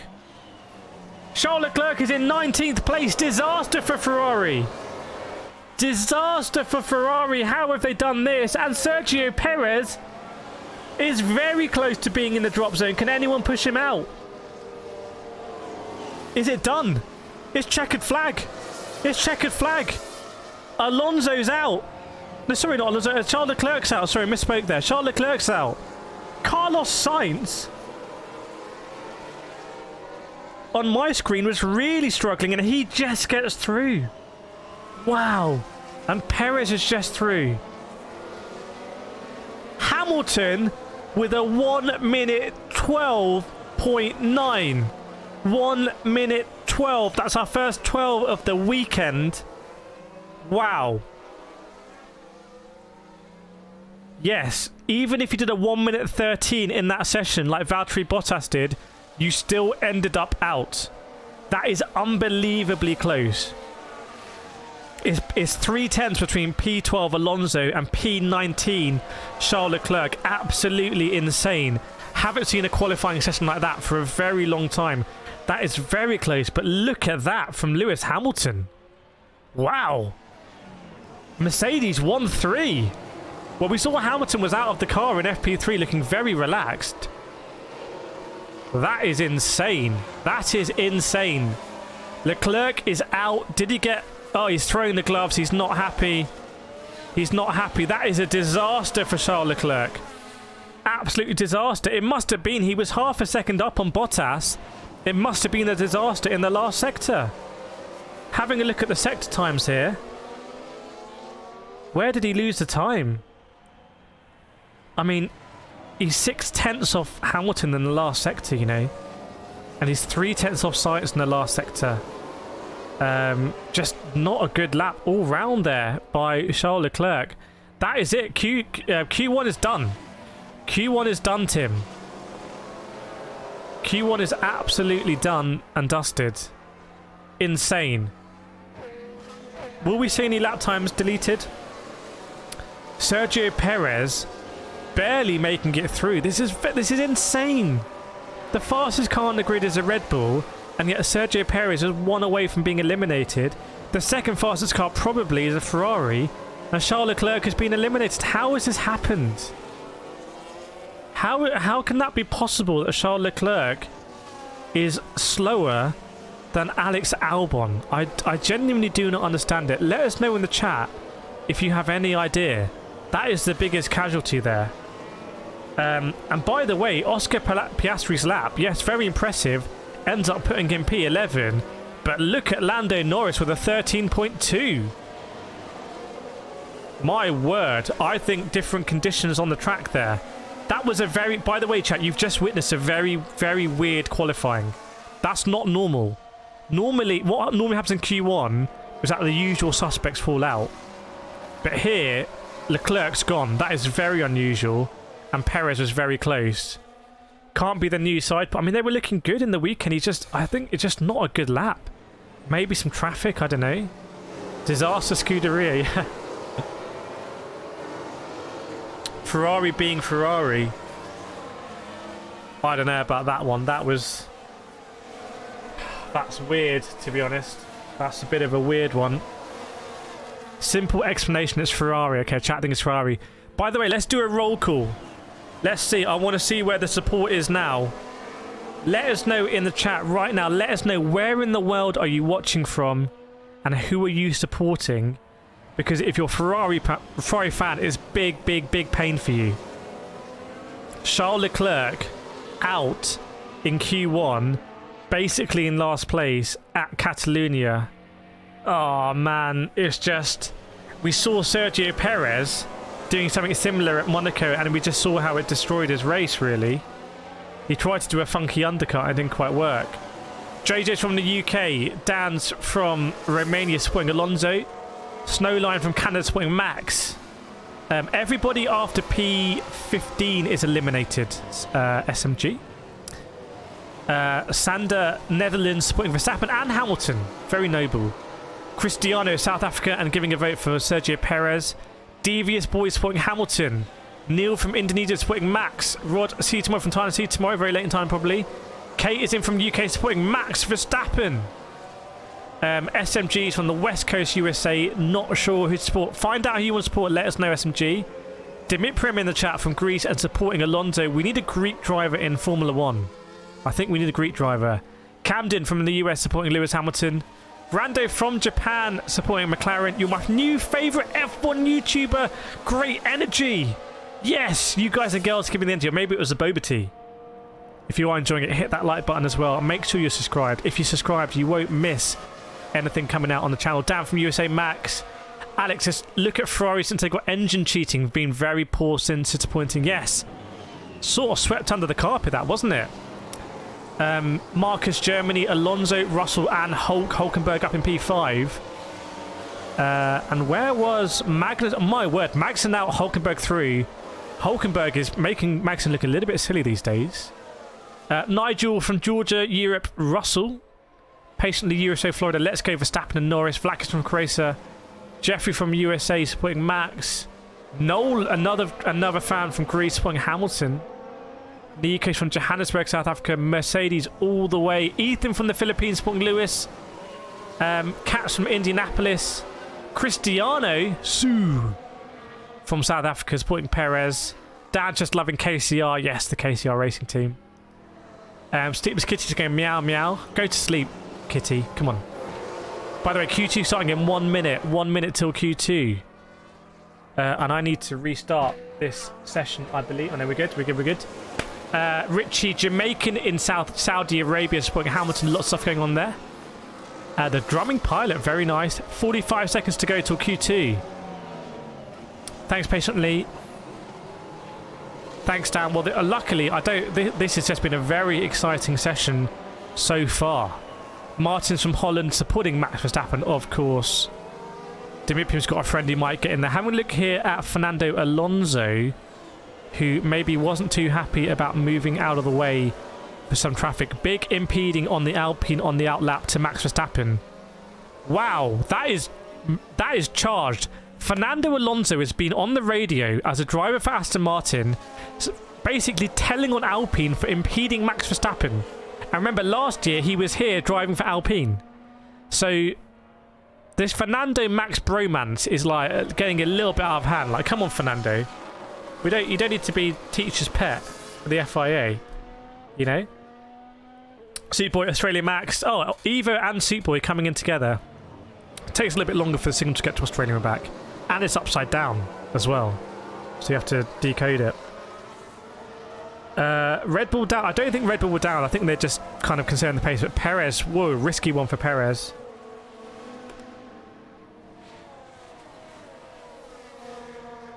Got my Boba. Nice. Ocon was in the way of science also. Gasly's been he's been reported left, right, and centre. Frankly, might see a grid penalty for Gasly after this. Noel, by the way, chat, can we help out Noel in the chat? How do I get the wife to watch with me? She hates the F1. Take first seat at home. Chat, can we? I want your suggestions in the chat for Noel. How do we get Noel's wife to watch Formula 1 with him? We could start something very special here for Noel and Mrs. Noel. Thanks, SMG. Right. Q2 is underway. I'm still eating my Bobas. Sorry about that.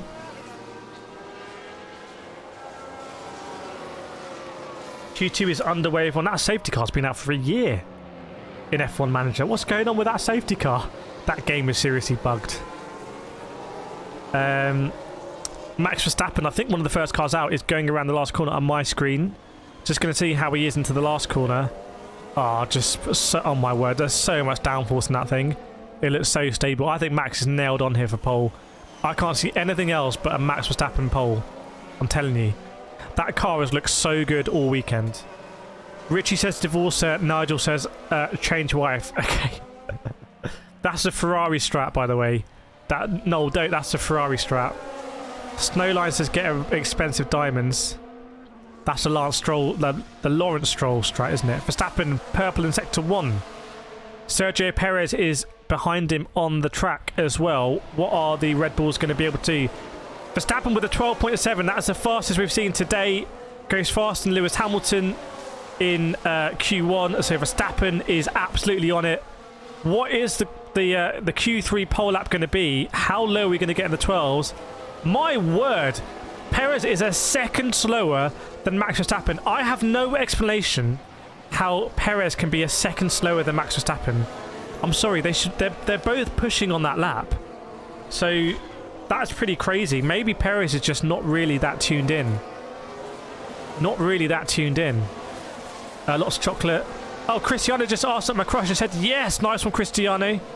Good job, my man. If you are a man, don't need to be. Right, Carlos Sainz 30.7. That ain't gonna cut it.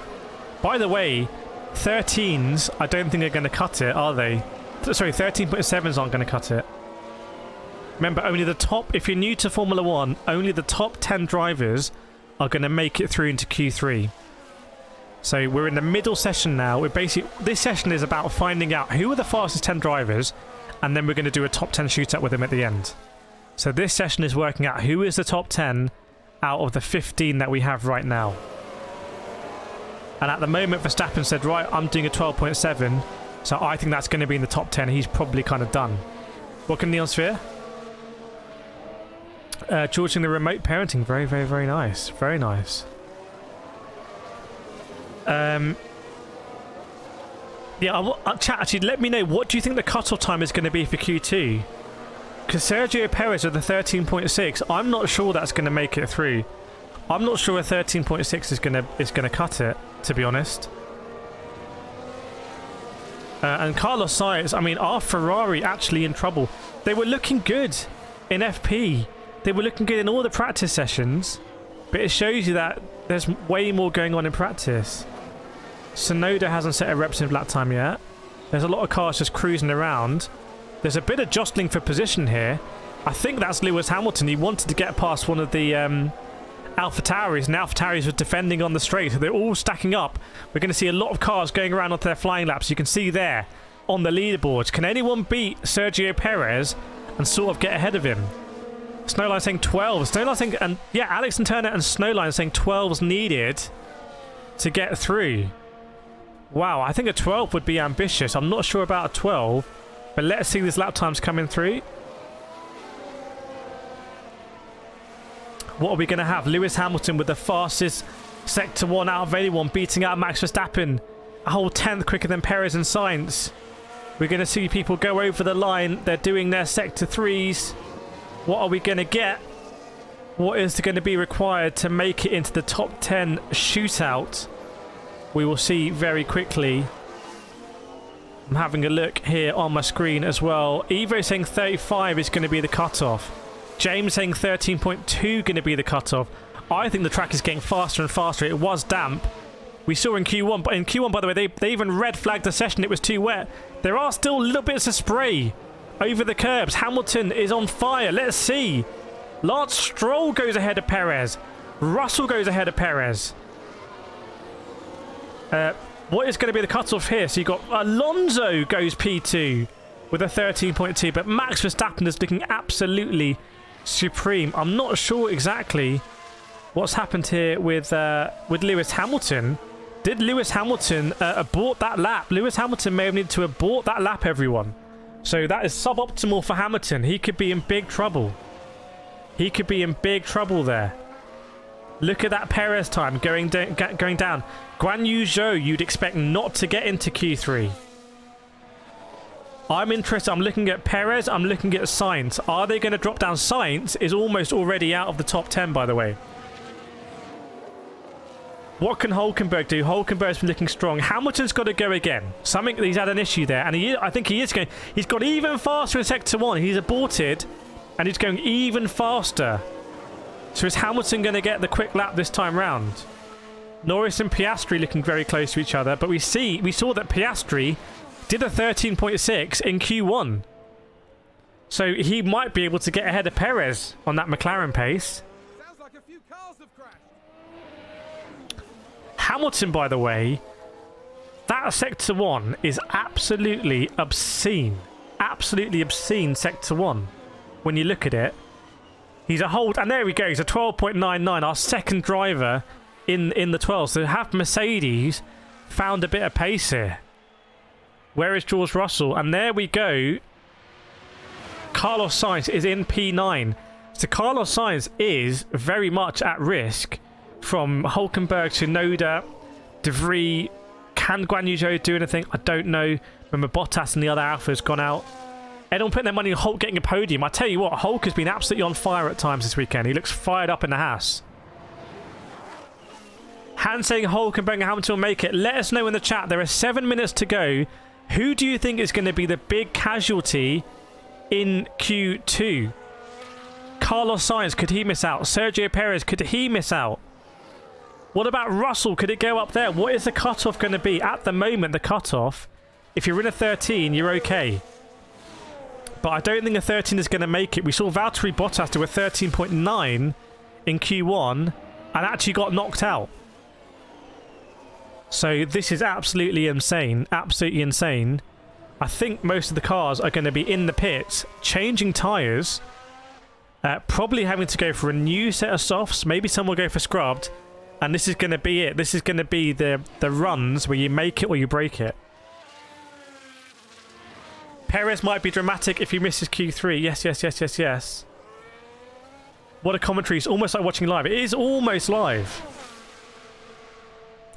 Russ said, bloody Nora struggling so much here, mate. The car's bouncing all over the place. Just no confidence with the tyres. But the car's looking quick. I mean, Hamilton's put it, P2 in this session. Is there going to be some rain that could spoil the party? Johnny saying Perez out. Hamilton is flying, man. Yeah, Hamilton is just looking quietly confident here. Wow, what a shock this would be. Maybe adding the side pods. That's being the strat. Remember, Monaco was not a good representative race for Mercedes because Hamilton binned it in FP3 and they were playing catch-up all the time. Remember, Hamilton had to do his qualifying lap with no practice, basically, at all. So this is much more representative of the Mercedes pace. Evo saying, I reckon Piastri is going to out-qualify Norris. Possibly. Piastri is looking really on fire. By the way, 700 people watching, 84 likes. If you're watching this and listening it, hit that like button right now and we'll see how big a like boost we can give the stream. With over 700 people watching, If you're listening to me right now, you can understand it. If you hit that like button, we will blow past 100 likes on the stream. We will absolutely destroy it. Hamilton's on the weighbridge, by the way. Hamilton's got a Leclerc, so it's going to be quite tight for Hamilton to get everything changed. There we go, chat. We just blew past 100 likes. That's going to make Vlatko very happy, keeping an eye on the LPH. Thank you so much, everyone. This is a little community stream here. 4.5 minutes to go, by the way. 4.5 minutes to go in FP2. FP2 Q2. Done a lot of streams this weekend. And at the moment, Carlos Sainz and Sergio Perez very much at risk. We know that Oscar Piastri can do a better lap time in his McLaren. Looks like Sergio Perez might be on track, by the way. Thanks, No Line. Absolute pro. Absolute pro. Today might be the return of Lewis. Is it the return of Sir Lewis Hamilton today? How much left is in that Red Bull? And yeah, how much more can Verstappen do? Or has Hamilton got a little bit more in the bag? What about Fernando Alonso? Lots of upgrades there. Look at Lance Stroll in P5. And Esteban Ocon just nestled there in P4. The man who started third and finished third at Monaco. No worries, Axe. We got this. Michael, in my opinion, why do you think they didn't use side pods from the very first car? I think they wanted to try something different and it didn't work out. And then there's a sunk cost fallacy. So they just went with it for a whole season and a bit. And they finally abandoned it. So, but that's Formula 1, and I respect them for trying something different. Lewis Hamilton allegedly wasn't a fan all the way through, but now they've made a change to it. Do you think Hamilton Alonso will qualify higher up? I think Hamilton, Alonso, Ocon. You know, what can Lance Stroll do here, by the way? He's only a 10th off of Fernando Alonso. The Red Bulls look so confident, but Sergio Perez is clearly struggling, right? He is going to be gearing up. We're going to see a lot of cars now setting lap times, so keep an eye. This is the time they're all gearing up for that fast lap. Nico, I hope the W14 got some sandbags on. We will see. Now's the time. Now's the time. This is it. Welcome to Q2. 2.5 minutes to go. Everyone is going to be going on to their final laps. At least, well, maybe some of them might get one more, but this is basically it. So Sergio Perez is going. How is he doing? It's not a great Sector 1, I have to say. It's not a great Sector 1. Look at the subscribers coming in. If you don't want to miss out, hit that subscribe button. We're going to be streaming the race as well. And we go all over the world. We do real-world motorsport videos, interviewing drivers, all sorts of stuff. If you love motorsport, you love what we do. But Perez not with a great Sector 1. 0.3 slower than Max Verstappen. Oh, Perez is off the track.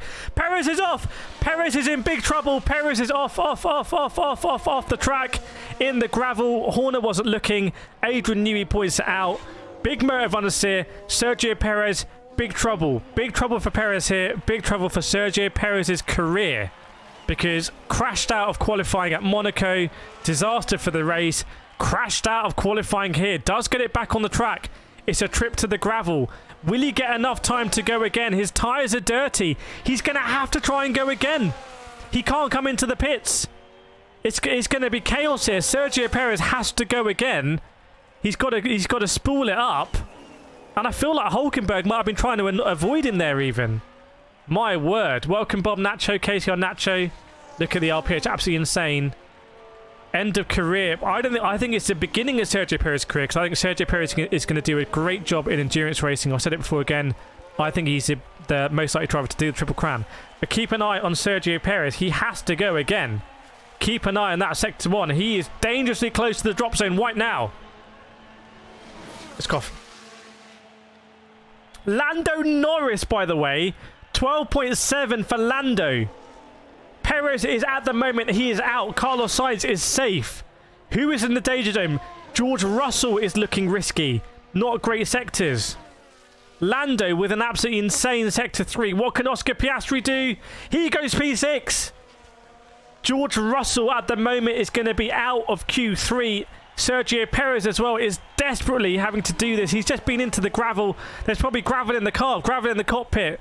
The tyres are dirty, probably flat spots.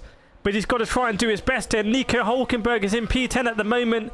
George Russell, what is he able to do? George Russell is out. George Russell is not going to make it into Q3. He's been complaining He is out of Q3. Sergio Perez is the big one. At the moment, Nico Hulkenberg. Where is Perez? Where is Perez? Where is Perez, everyone? 11th place. Perez is out. 2 more big scalps in Q3. Sergio Perez and George Russell are out of Q3. That is absolutely huge. I don't know how it can be the case that the Red Bull is the fastest car on track this season and Sergio Perez, for the last 2 qualifyings, just cannot drive it within that window to get into Q3. I genuinely don't understand. Max Verstappen has been able to get through with a margin of half a second, which is quite a big time at a track like Catalonia with no chicane. So what is going wrong for Sergio Perez? Yeah, Neil's got it exactly. 1 Ferrari, 1 Mercedes, and 1 Red Bull out so far. Big, big, big scalps here at Catalonia. The Red Bull mechanics look pissed, frankly. They do not look happy. Wow, Sergio Perez's dad won't be happy as well.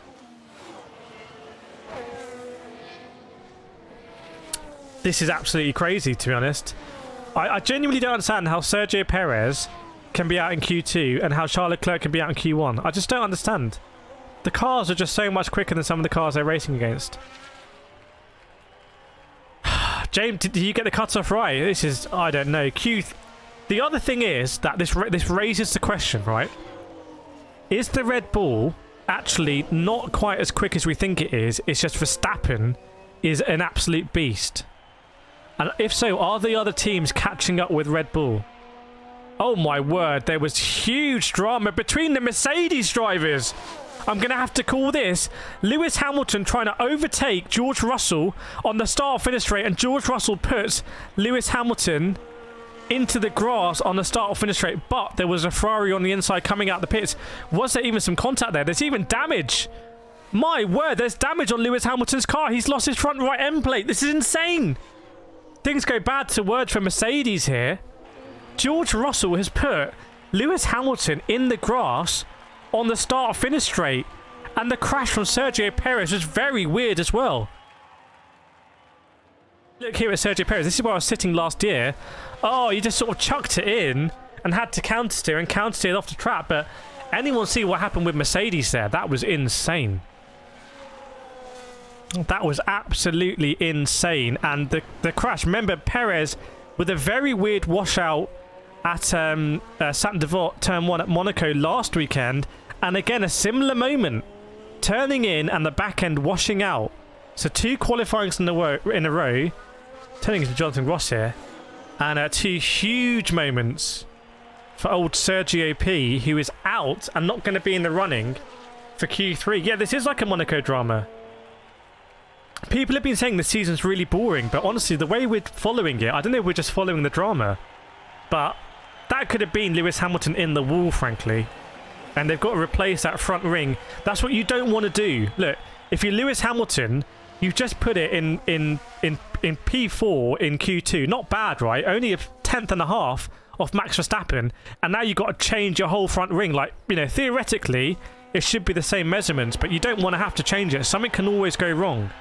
So there can be a different tolerance or something. You don't want to have to change it. And because of George Russell there, Lewis Hamilton is having to change his front ring. I mean, absolutely mad. Thanks, Martin. Was that a bit of toys out of the pram by George Russell? Oh, man. Crazy, crazy, crazy, crazy, crazy. Crazy. Right, here we go. We've got a couple of minutes till Q3. I want to hear from you. This is the big one. I need to hear from you right now. You can see the top 10 there. Who is going to get pole position at the 2023 Spanish Grand Prix at the Circuit de Catalunya? Let me know in the chat. I'm going to come and say, I think it's Max Verstappen, but I'm only 70% sure. I really feel like someone could come in here and just nick it. It's been an insane quali session. Weird stuff going on. So I'm putting Verstappen, but I think someone else could come in. Marcus coming in with Max Verstappen. Dan saying Max Verstappen. Welcome, Phantom. Sky saying Hulkenberg. What would the odds be on that? Keep your votes coming in. Now's the time. Evo saying Max. Neil saying Max. Bob saying United States. Logan Sargent, unfortunately, already out. Keep the votes coming in, everyone. I want to see. Martin saying Max. Yeah, Frank saying, what was the plan for Mercedes? I think there was a Ferrari on the inside, but it was a little bit crazy. Phantom saying Verstappen. Hans saying Hulkenberg is 3 kilometers higher speed. Maybe it's a beast down the straights. Nagiko saying Lewis. Kate saying Max, Super Max. Mubina saying Zimbabwe. Deary me. This is absolutely insane, I have to say. Now, bear with me. Keep the votes coming in. Just got to check here. What time is the race starting tomorrow? Let me have a look. Spain. The race is at 2 p.m. tomorrow, so bear with me. Nearly 1,000 people. I know.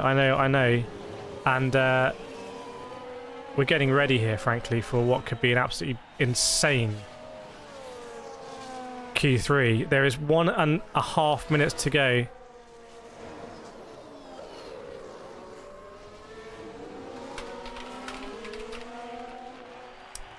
Bear with me. Yeah, my word. George Russell putting Lewis Hamilton into the grass there was just mad. Absolutely mad. I don't know what the rhyme or reason was for it, frankly. But really not the one. Not what you should be doing with your teammate. I think a little bit more awareness from George Russell would have gone a long, long, long way.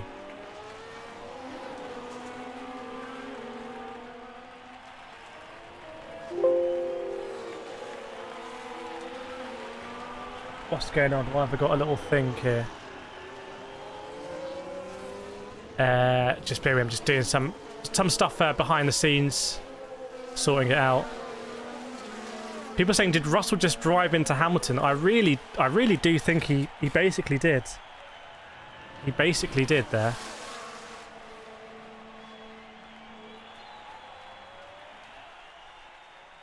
That's Leclerc.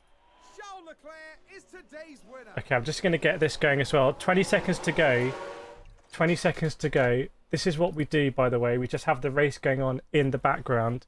So I'm doing like a lot of things here. I want to get us all ready for this Q3 session. So I'm pressing all the buttons. All of the buttons at once. Hans saying, what is wrong with you, George? McLaren is back. 5 seconds to go on my screen. We're going to be going for Q3. This is it. We're going to find out who is going to be the winner of the qualifying session for the 2023 Spanish GP. We're going to have the F1 manager up in the background. There we go. We are good to go, everyone. We are good to go. Light deployed. Right.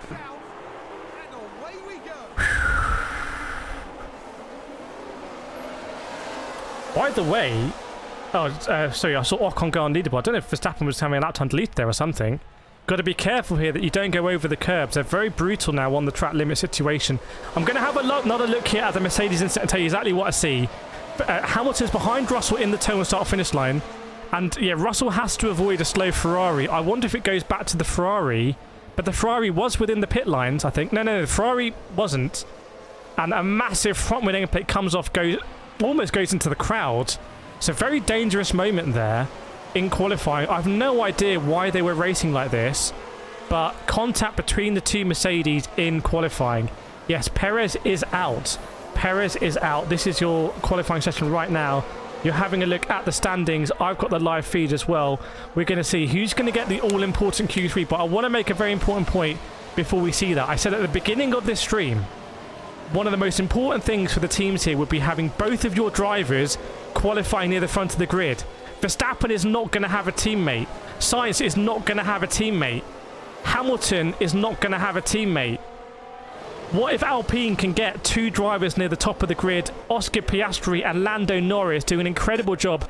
Two McLarens in Q3 as well. Absolutely insane. So just bear that in mind. Some of the big name drivers do not have a teammate with them for the race to cover off strategy. And we've seen Esteban Ocon has got pure pace in it. We've got two Alpines, we've got two Aston Martins, and we've got two McLarens in this session. Mad, isn't it? Absolutely mad. And then we've got a Red Bull, we've got a Ferrari, we've got a Mercedes, and we've got a Haas. So the teams where you'd expect there to be 2 drivers, you don't have them. Fernando Alonso is in big trouble. There are mechanics under his car. He is not out on track. Alonso is in trouble. There is an issue with Alonso's car. They are underneath it trying to fix it right now. Richard said Formula 1. Yeah, can we get to the 1,000 people watching? I don't know. We're going to do our best. Stick with us here. We've got everything you need, and we might be able to break the 1,000 concurrents, which would be absolutely, legitimately insane. Have a look. Piastri with a 13.7. That ain't going to cut it. That ain't going to cut it. You're going to need to do like a 12.3, I reckon, here. A 12.3, 12.2 maybe, to win in Q3. I don't know. I don't know. Man, I can't take the drama. Right, Verstappen is going over for his fast lap. He's looked absolutely supreme all weekend, but this is when it counts for the first time. Ocon is a 13.6. Has the track got slower? Or are these all out laps? I don't know. I don't know what's going on here, chat. I don't know what's going on. If the track's got slower or something. Because we're not seeing people in the 1:12s anymore. Welcome, Alex G. By the way, if you're watching this enjoying it, just hit that subscribe button now. Hit that notification bell now. You will not regret it. I can guarantee it. You get your money back. Money back guarantee. There we go. Verstappen with a 12.2. Just called it. I think you're going to need a 12.2 here to get on pole. Can anyone get near that from Max Verstappen? It's a 12.2. The gauntlet is thrown down. Puvana saying science is trash. We will see. Hold that thought. Let's see. Verstappen goes purple, purple, purple. Who can get anywhere near him there?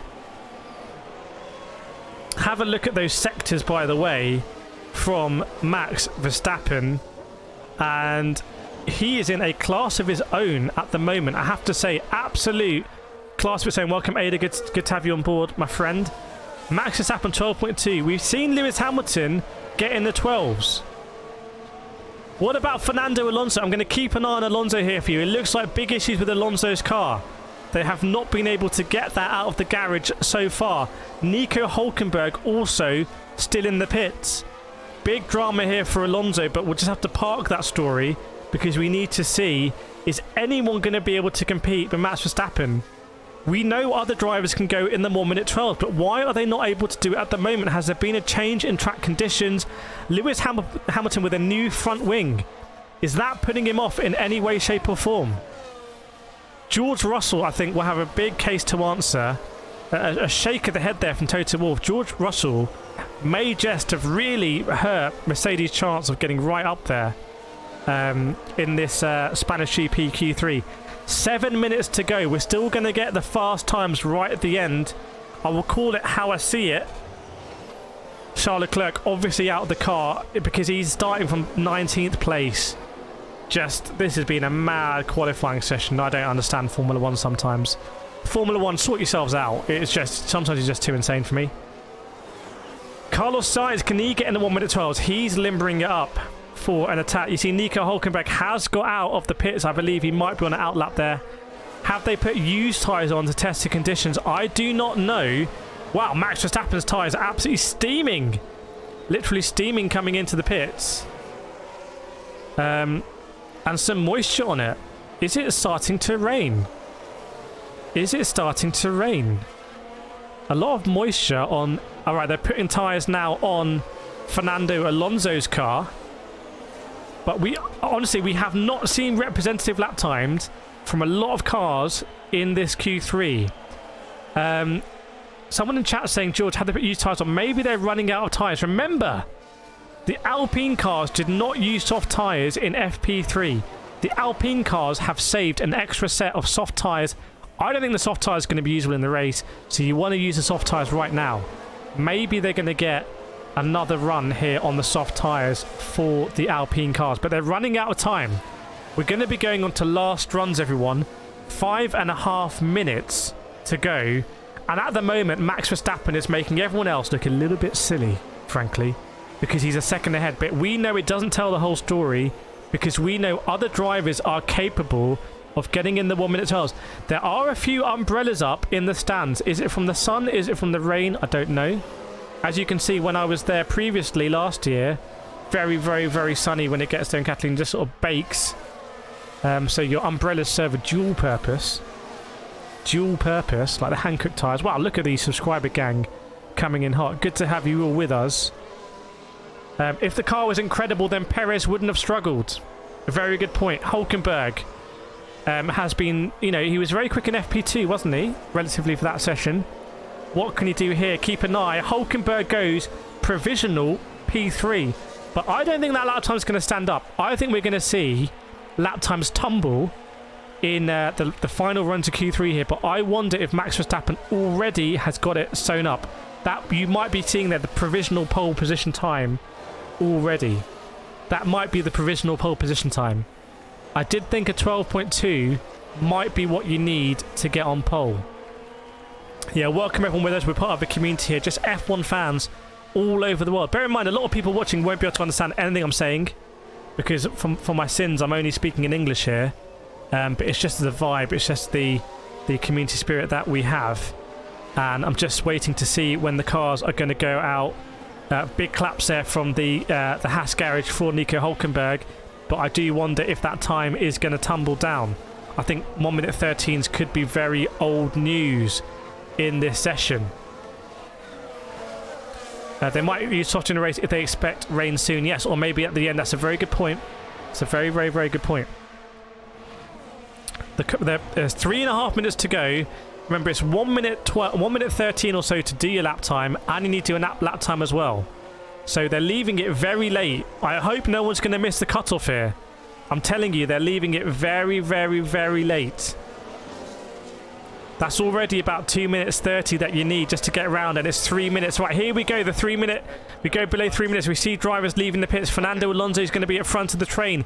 Is it going to be a drying track? If so, do you want to be at the back? If so, is Max Verstappen in sort of the pound seats here because he can afford to sit at the back because he's already got a good lap time. He could even abort it if he wanted to. So, Fernando Alonso goes out, takes the applause. Is everyone going to make it round here to potentially do 2 flying laps if they need it? If they need the 2 flying laps. It's getting very, very, very close. Very close, I have to say. Hans saying higher top speed again with Hulkenberg. So Hulkenberg, Haas going with that low downforce. Haas brought literally 0 upgrades this GP. Haas brought nothing with them. Alfa Romeo brought nothing with them. Alpine, I believe, brought nothing with them. But doing quite well so far. Right, pretty much all of the cars are out. Alonso's made it out. We'll see Verstappen hopefully going to be out soon, but I think he's in the pits at the moment. Or is he coming out? Verstappen might now be on track. 2 minutes to go as I see it. And what is the cutoff going to be for getting the 126.8 time? That's not late time, that's the outlap, isn't it? So it's a 1 minute 12.2 is the pole lap. Can't see it on the screen at the moment, but it's going to be a 1 minute 12.2. If we remember that you will need to be, if you want to get on pole position here. It's been a mixed session. The lap times have really tumbled down here. Fernando Alonso is going to have the option of doing 2 laps because he's going to go over the line here with 1 minute 24 to go. So keep an eye on Alonso. 21.9 sector 1. That is 2 tenths slower than Norris, 2 tenths slower than Ocon. That is a chasm. In fact, Alonso with pretty much the slowest sector 1 than we can see on track right now. Is the track basically getting faster? Difficult to say. Difficult to say. We will see. It's not going to be a good lap time from Alonso this one. Some issue with the car they had and needed to try and fix. Max may as well save the engine. Hold that thought. Let's see. Alonso with a 13.5, but he will surely need to go again. He will surely need to keep it pinned and go again. He's given himself the option because he's got enough time to do it.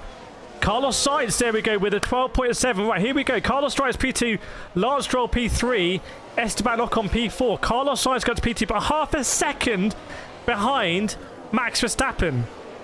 I think Max Verstappen has absolutely obliterated that lap. That is an insane lap for Max Verstappen at 1 minute 12.2. I'm not sure we're going to see anyone else get even close to that. Everyone else is in a very close band from 12.7 to 12.9. Going into 30.0 from Ocon. Provisional P3 there for Norris. My word, this has been a very jumbled up grid. Norris in P3. The McLaren has been absolutely terrible this season. and Norris is now putting it in P3 in Q3. Anyone else we're looking out for, the checkered flag has gone, by the way, so I genuinely think, I'm not sure who else can go round. I'm not sure who else can go round and improve. I think, ladies and gentlemen, and Verstappen, I think, has aborted the lap. I think that is it. I genuinely think that is it. You have Lando Norris in P3. My word, that is an insane lap time from Lando Norris. But here's the story, everyone. Very weird story here. Sergio Perez could not get his Red Bull into Q3. Obviously had to push too hard, went off the track. Whereas Max Verstappen is half a second clearer at a very short lap time track, half a second clearer of P2. And then this is even weirder, right? This is even weirder. Carlos Sainz puts it P2, and yet Charles Leclerc is second from last. Like, how is there such a big discrepancy? I don't understand it. JJ's got it. I don't understand it. If you can explain it, let us know in the chat. And then Lando Norris in the McLaren, that's been terrible. They did bring some upgrades, but it's been terrible. Goes P3. Then you've got Gasly. Then you've got Hamilton. Then you've got Stroll. Then you've got Ocon. Fernando Alonso could not pull it out the bag. Now, I have to say here that from a team perspective, purely from a team perspective, you're probably looking at Alpine here and saying from a team perspective, they've done the best as a team, weirdly. And Gasly's only in P4. Absolutely insane. And I also want to say, this is very unusual, that's a 1.4 second gap between first and 10th place there in Q3. Something weird was going on in Q3. Maybe crosswinds, maybe something with the weather, maybe track temps. But that's a 1.4 second gap, which is like, that's an absolute chasm. I'm sorry, 1.4 second gap for what is that, a 72 second lap time? That's an insane difference. Yeah, this is a very weird qualifying session. Hamilton as well couldn't turn it on. So Hamilton was, I think, slower in Q3 than he was in Q2. He had the incident with George Russell there. Pretty mad. This is a thing. This point about Alpine. It might seem unlikely, but when you think about it on the grid, Pierre Gasly is starting on the second row. Like, he's not that far back. He's on the second row. Can they do something where they can use Ocon to do some sort of crazy undercut? Verstappen has to follow to defend the undercut, and then Gasly can do a different strat. That's what Alpine can do. Nachi says 7 teams in the top 10. Yes, absolutely unbelievable. I'll tell you what else has been unbelievable. Your support of the stream has been absolutely mad. Over 11,000 people have been in the stream, and we've had over 1,000 people. There's still over 900 people watching. What you want to do, if you don't want to miss the race tomorrow, by the way, you absolutely want to make sure that you set a notification for what I'm going to put in the stream. We're going to hang around here. Don't worry. We're going to hang around here. But just that's the way you want to subscribe. Hit a notification. We're going to be there for the race tomorrow. We're going to follow the whole thing from FP1, FP2, FP3, Q1, Q2, Q3 into the race, and then doing some post-race as well. But I think my respect for Max Verstappen, I know I'm wearing a Max Verstappen shirt, but my respect for Max Verstappen has increased in this qualifying session because he's made it look effortless. I mean, the man's doing an interview now. He looks like he hasn't even broken sweat. Natty, I guess Russell was right. They'd be ahead of a Ferrari. Yes, indeed, one of them. Resources, you talk too much for nothing. You chat too much for nothing, Resources. Oh, it's been deleted by a mod. I want to get some banter there. No worries, Marcus. There we go. Here we got the subscribe gang. The smart people. Carlos Sainz as well. P2 for Carlos at his home GP. The man who really struggled in qualifying at Monaco. Home GP. Q2 for Carlos. That's got to feel very sweet. His teammate is down in the dust. You know, Ferrari, they don't often hang around if they want to change driver. Ollie Beerman doing really well in Formula 2. They've got options. And Carlos Sainz was looking under a little bit of pressure, but as I've always said, this is what I've always said this season, right? I feel like Ferrari would bin Carlos Sainz off at like any opportunity. However, if Carlos Sainz is doing better than Charles Leclerc, they can't do that. As long as Carlos Sainz is doing better than Charles Leclerc, they can't bin him. So that's huge, this race for Carlos Sainz. He's been an absolute winner. Can we get some qualifiers of the day in the chat, please? Who's your qualifier of the day? Obviously, Verstappen on pole, Lando Norris in P3, Carlos Sainz.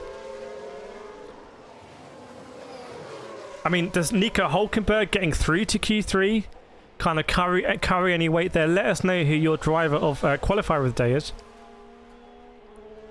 Stroll, by the way, yeah, out qualifying Alonso. So Aston Martin in P6 and P9.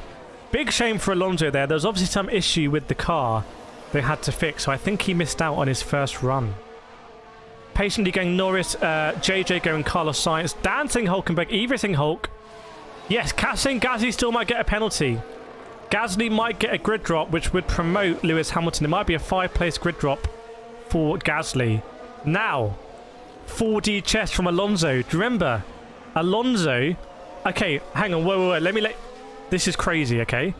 Remember earlier on, I was saying, why is Alonso on the radio trying to tell off Gasly against Verstappen? Who cares?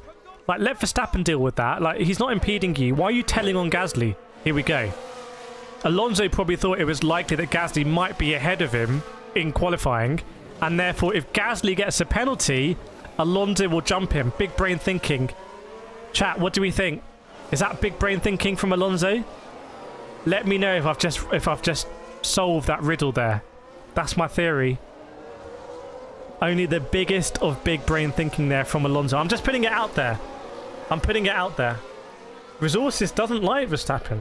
Dear, you don't need to like anyone. That's okay. Jeffrey saying Max is a savant. Harsh words coming out for Verstappen here. Lewis saying Hulk for sure. Tracy saying Lando.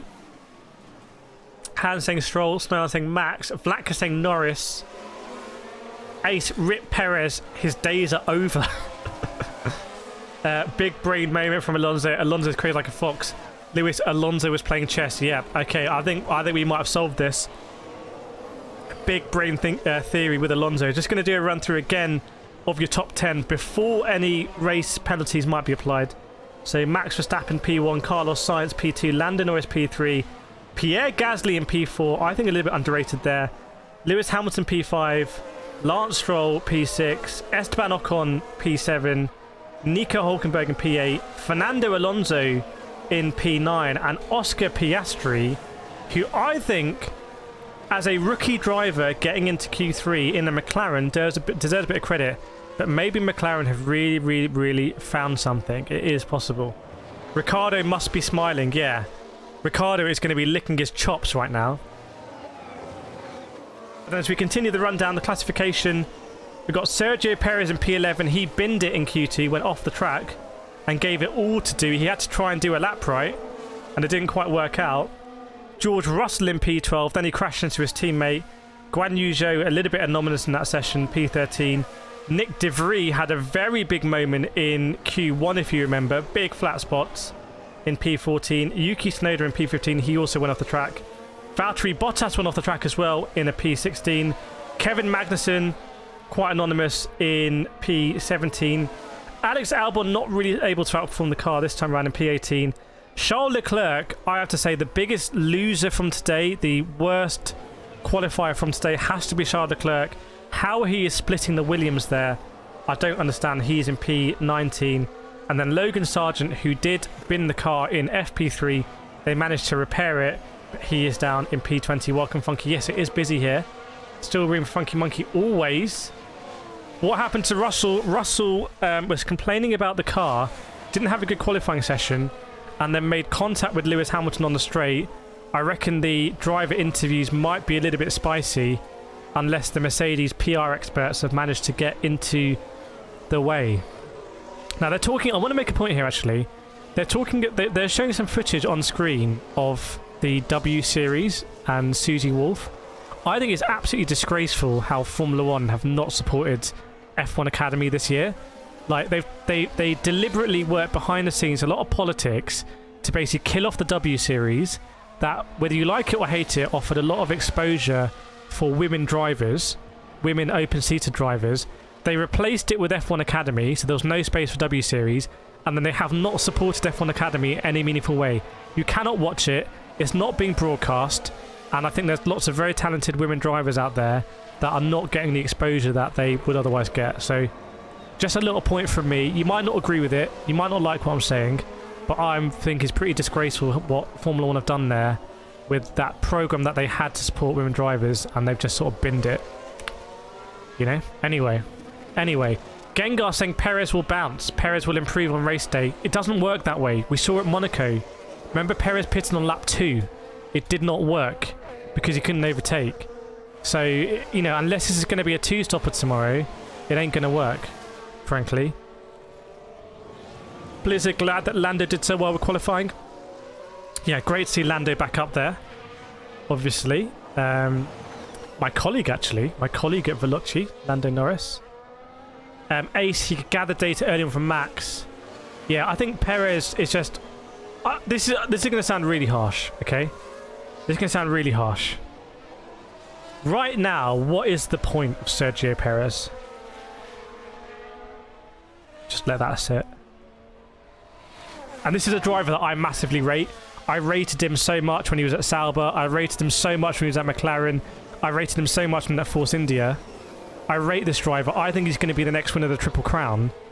But right now in Formula 1 for Red Bull, what is the point of Sergio Perez? Can anyone answer me that? Can anyone answer that definitively? I know there's going to be some furious typing. Oh, have I said something too controversial here? Is that his snowline? Support Max. Okay, let me know how he's supporting Max right now. Perez is meant to be the Minister of Defence, but you can't be the Minister of Defence when you're down in P11. This isn't Sergio Perez from Abu Dhabi 2021, is it? You know, the genuine Minister of Defence basically won Max Verstappen the World Championship, his first World Championship. This is a different Sergio Perez. Is he, you know, dare I say, is the pressure... Is he trying to strain so much to keep up with Max Verstappen? Is he looking at the telemetry thing? How is Max able to carry so much speed? How is Max braking so much later and he's trying to do it and he just can't? George, he's a great tyre tester at best. Let me know in the chat, what is the point right now for Red Bull, for Max Verstappen, for Sergio Perez? Evo saying it's not a street track, he'll be back. Dan, Perez needs to switch seats with Norris. Hene says, welcome back, Hene. I sincerely think that Brittake. Lewis, he's got the yips. Maybe he's just in a bit of a dodgy flow at the moment. Remember, we still got to go to Mexico. We still got to go to circuits where Perez has done quite well in the past. You know, he's got his home GP there. But at the moment, I think Sergio Perez... If you're... also, okay, let me rephrase that a little bit. Okay. If you're Red Bull right now, what is the disadvantage of putting Daniel Ricciardo in that car? In fact, I want to do a poll. I'm very interested to know this. Sack off that other poll because we know who got it. 1,000 votes. We're going to do a poll here. Okay, this is going to... You're not going to like this, I don't think.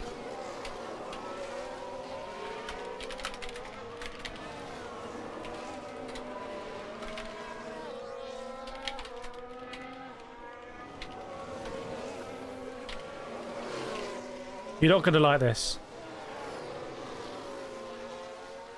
Right. I want to... Who should drive the second Red Bull F1 car? Perez or Ricciardo? Evo saying, I think Danny Rick will do better, honestly. The votes are coming in thick and fast. It's, at the moment, Daniel Ricciardo's winning it. It's basically 2/3 Ricciardo. It's coming down now. It's coming down. It's coming down. It's come down to 60%. You can see the poll moving live, actually. Ricciardo should be mentoring young drivers. Snowline saying Ricciardo. Gengar Rick needs to... The thing is, Ricciardo has already done that years ago in the Toro Rosso. Keep the votes coming in there, because if we think Daniel Ricciardo should be in that car, surely it's logical that behind the scenes, would you, before the end of the season, if you're Christian Horner, if you're Helmut Marko, Would you put Daniel Ricciardo back in because he's just better from a marketing perspective, maybe, and you just think that there might be some more legs in Danny Rick? There might be some more legs in him. Remember, Daniel Ricciardo was really, really, really quick for Red Bull. I think people forget this.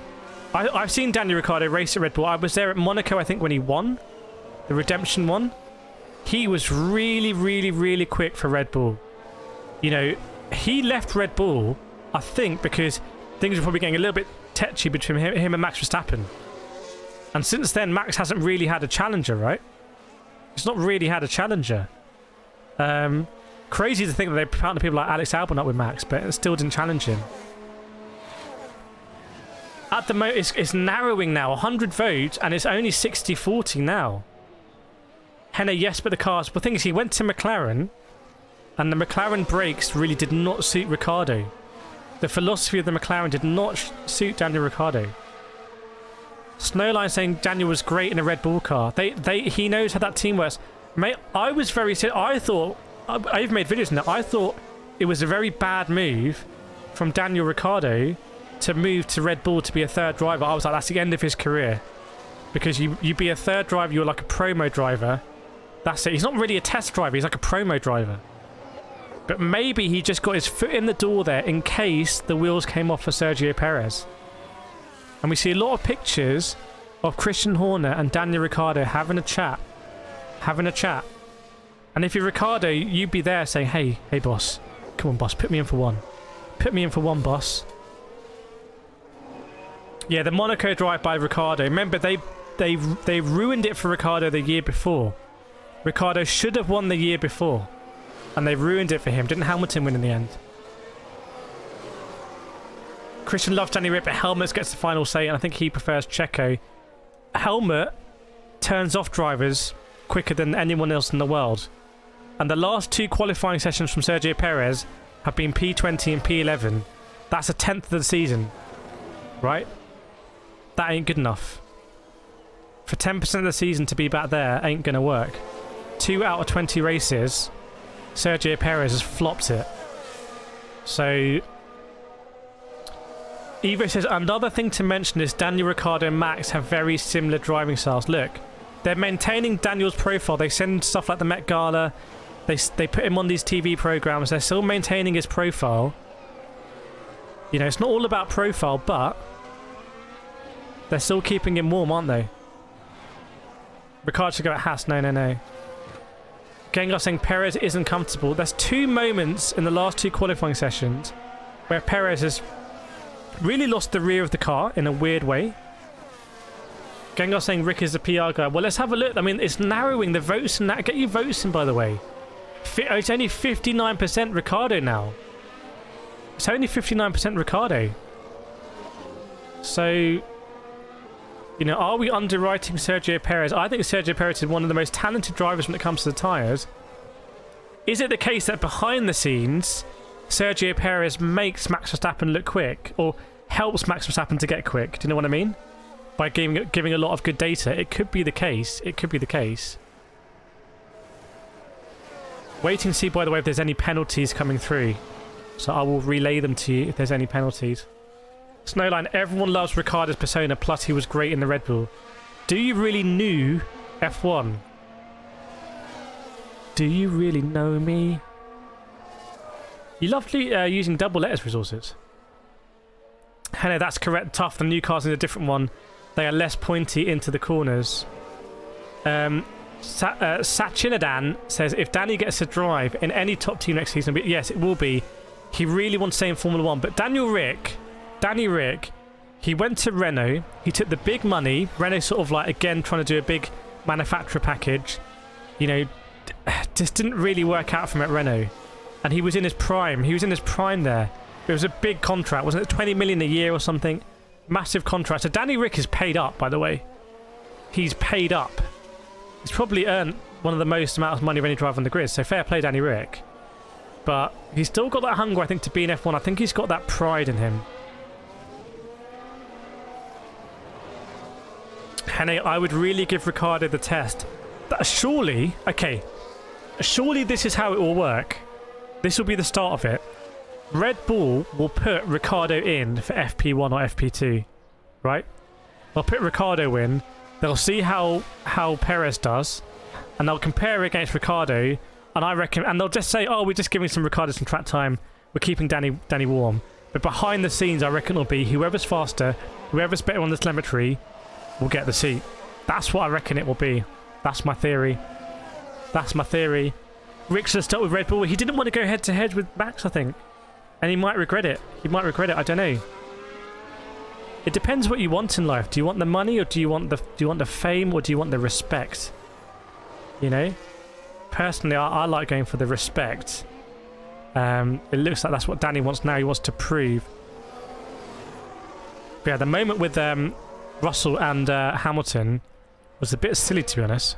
A bit silly. Snowline's been following F1 with my dad since I was just a few years old, but I don't know much about it. Don't worry. Everyone's welcome here. Everyone of all abilities. Tinfoil conspiracy theory time. We've had a few good tinfoil conspiracy theories, haven't we? We've had a few, like, really solid conspiracy theories. I like it. Perez is bad in quali, but he's a better teammate. The thing is, though, A, it's not good for constructors. It's probably genuinely impacting constructors now. And B, do you want someone who's actually going to push Verstappen? Because if you don't push Verstappen, maybe other drivers will catch up. I don't know. Oh, okay. Okay. Fair enough, Snowline. George says the tagline is Red Bull gives you wings, not Red Bull looks after tyres. Perez out. Perez out. My word. What is... Oh, it's really narrowing in the poll. Almost 200 votes, and it's only 55% Ricciardo. It's only 55% Ricciardo. If you have a viewpoint on it, just click one in the poll so we can get an accurate viewpoint from the chat. We've got 500 people watching, 200 votes. Let's get the poll a little bit more accurate, because I wonder if actually there's some very vocal people in the chat, but the majority of the chat might actually be behind Sergio Perez. There's only 4% for Sergio Perez to catch up there. And Ben, we could see a penalty for Pierre Gasly here, by the way. 46, yeah, it's rounded up. It's rounded up. That's why it rounds up. Visual says, guys, tell me why Ricciardo is better. It's not a Red Bull might know they have the telemetry, but it's not. Perez is not doing a good enough job in the Red Bull at the moment. That's the fact, and he will know it, and Red Bull will know it. Everyone knows it. Transparently, Perez is not doing a good enough job in the Red Bull. That's it. Is it age? Is it the new car? Are they developing it really for Max? And sort of Perez can't. It's not a good driving style for Perez, and therefore, do you want to get a similar driver to Max in? That's why we saw Ricciardo struggle in McLaren last season. Oh, Vlatka slapping it down. Han says, does Ricciardo's old McLaren contract? I reckon they would have bought him out. Didn't actually. McLaren terminated this contract, didn't they? Didn't they terminate his contract and get Piastri in? Isn't that how it happened? They put Piastri in, and then Ricciardo was stuck. So I think they would have terminated this contract. I don't think he'll be prevented. I'd be very surprised if there was a contractual issue there. Speed marketing strategy. Yes, that the Dr. Disrespect way of doing Formula 1. Eva says also this pretty much confirms that Checo is no longer in contention for the title. Let me just see if I can pull that up for you, actually.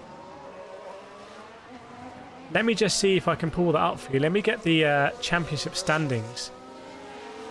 Bear with me, everyone. Bear with me. Driver standings. Here we go.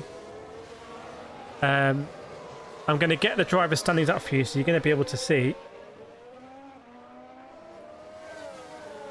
These are...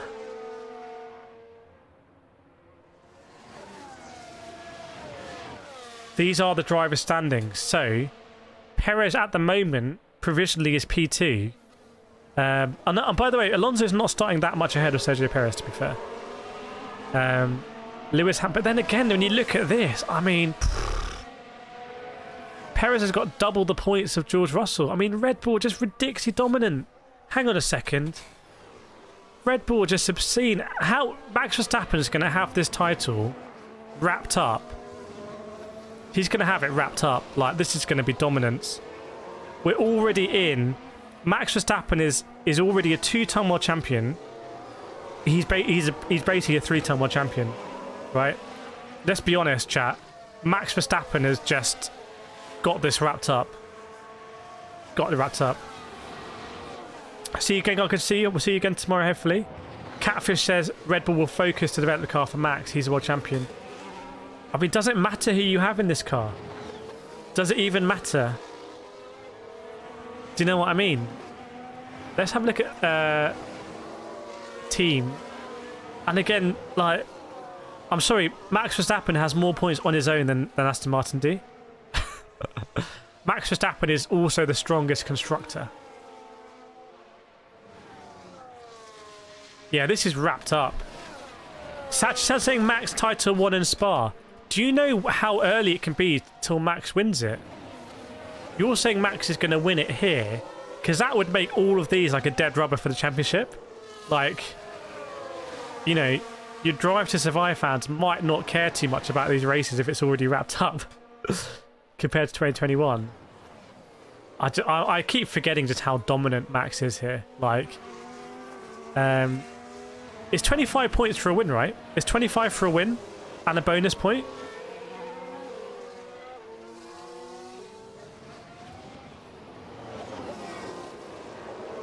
$25, $25, $25, $25. So he's got 100 points there.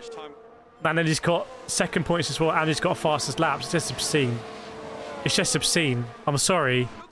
This is it. This is what Formula 1 don't want you to see, but I'm going to show you. Okay? Formula 1 don't want you to see this. This is the reality of F1 this year. Like, look at that.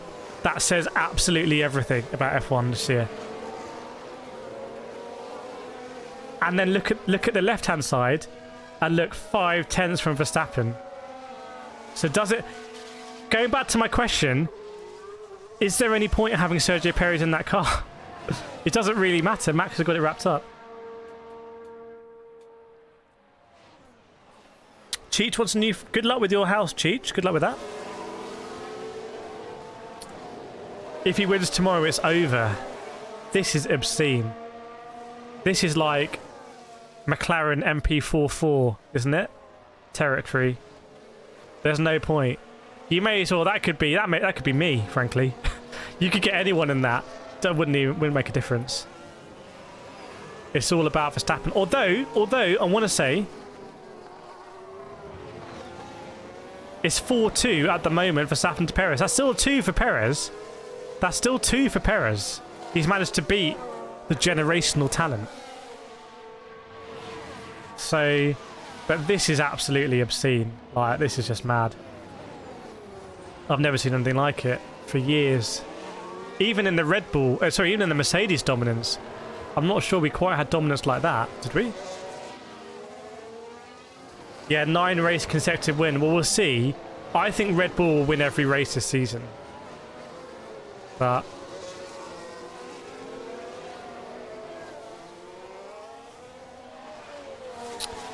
Hamilton consistently doing better than Russell, by the way. A bit awkward maybe. And Carlos Sainz leading out Charles Leclerc, especially here.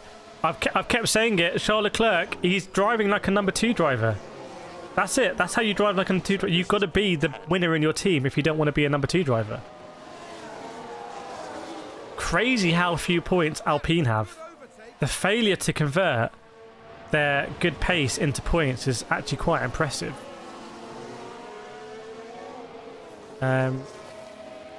Only 2 drivers not scoring a point, and we might see to rescore a point this season. It could happen. Logan, I'd be surprised, but Alex Albon getting a point, very, very, very impressive. Very impressive. They're speaking with Zach Brown at the moment. I'm not seeing any results from those stewards' inquiries yet, because that could change things. We had it rough in the Mercedes. I don't even think the Ferrari era was like that. Henne sold Jos Verstappen some IT equipment at the beginning of January. Of course, talking about F1 and Max, he already told Henne, you should have put a bet on it. You should have put... Actually, I don't encourage betting on this channel, but hypothetically, you could have put a bet on Red Bull winning every race season after you got the inside info from Jos Verstappen. a lot of Alpine's failure came from Australia. I just, honestly, There are yellow flags on the main this straight. season, Red Bull are just mad. Adrian knew he's done it again.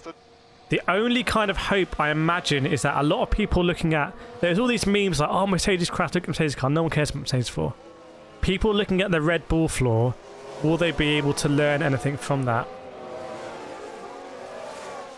Ilik saying, I think Carlos is going to be number 1 driver. Look, on today's form, is Carlos putting Charles Leclerc under a little bit of pressure? Oh, my word. Alpine just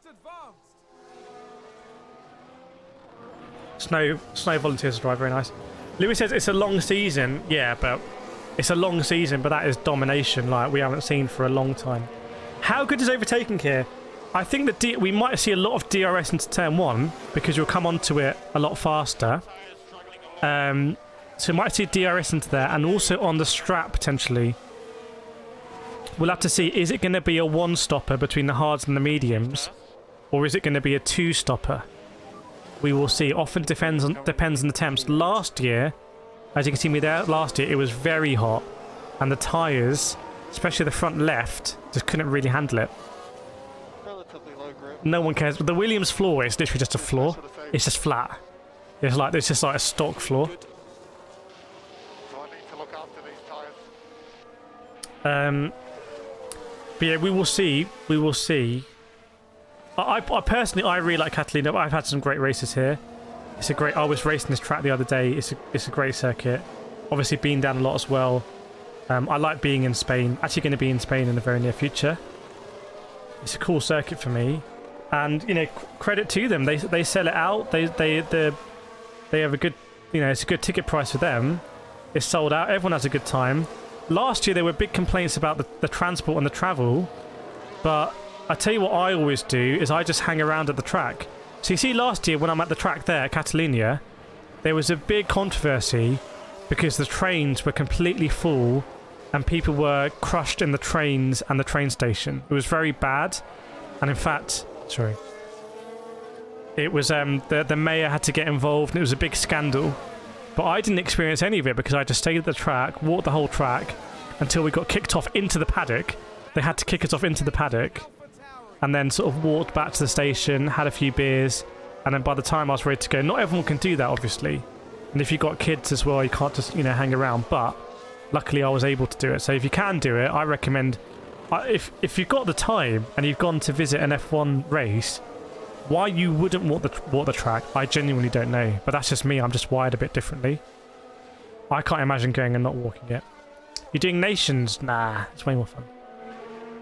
Charles is a golden boy Ferrari, yeah, but the results don't lie. They want Charles Leclerc to have to win, but I think his time has passed. Maybe Ferrari ballsed it up last season. I'm telling you. This time last year, Charles Leclerc was on pole position.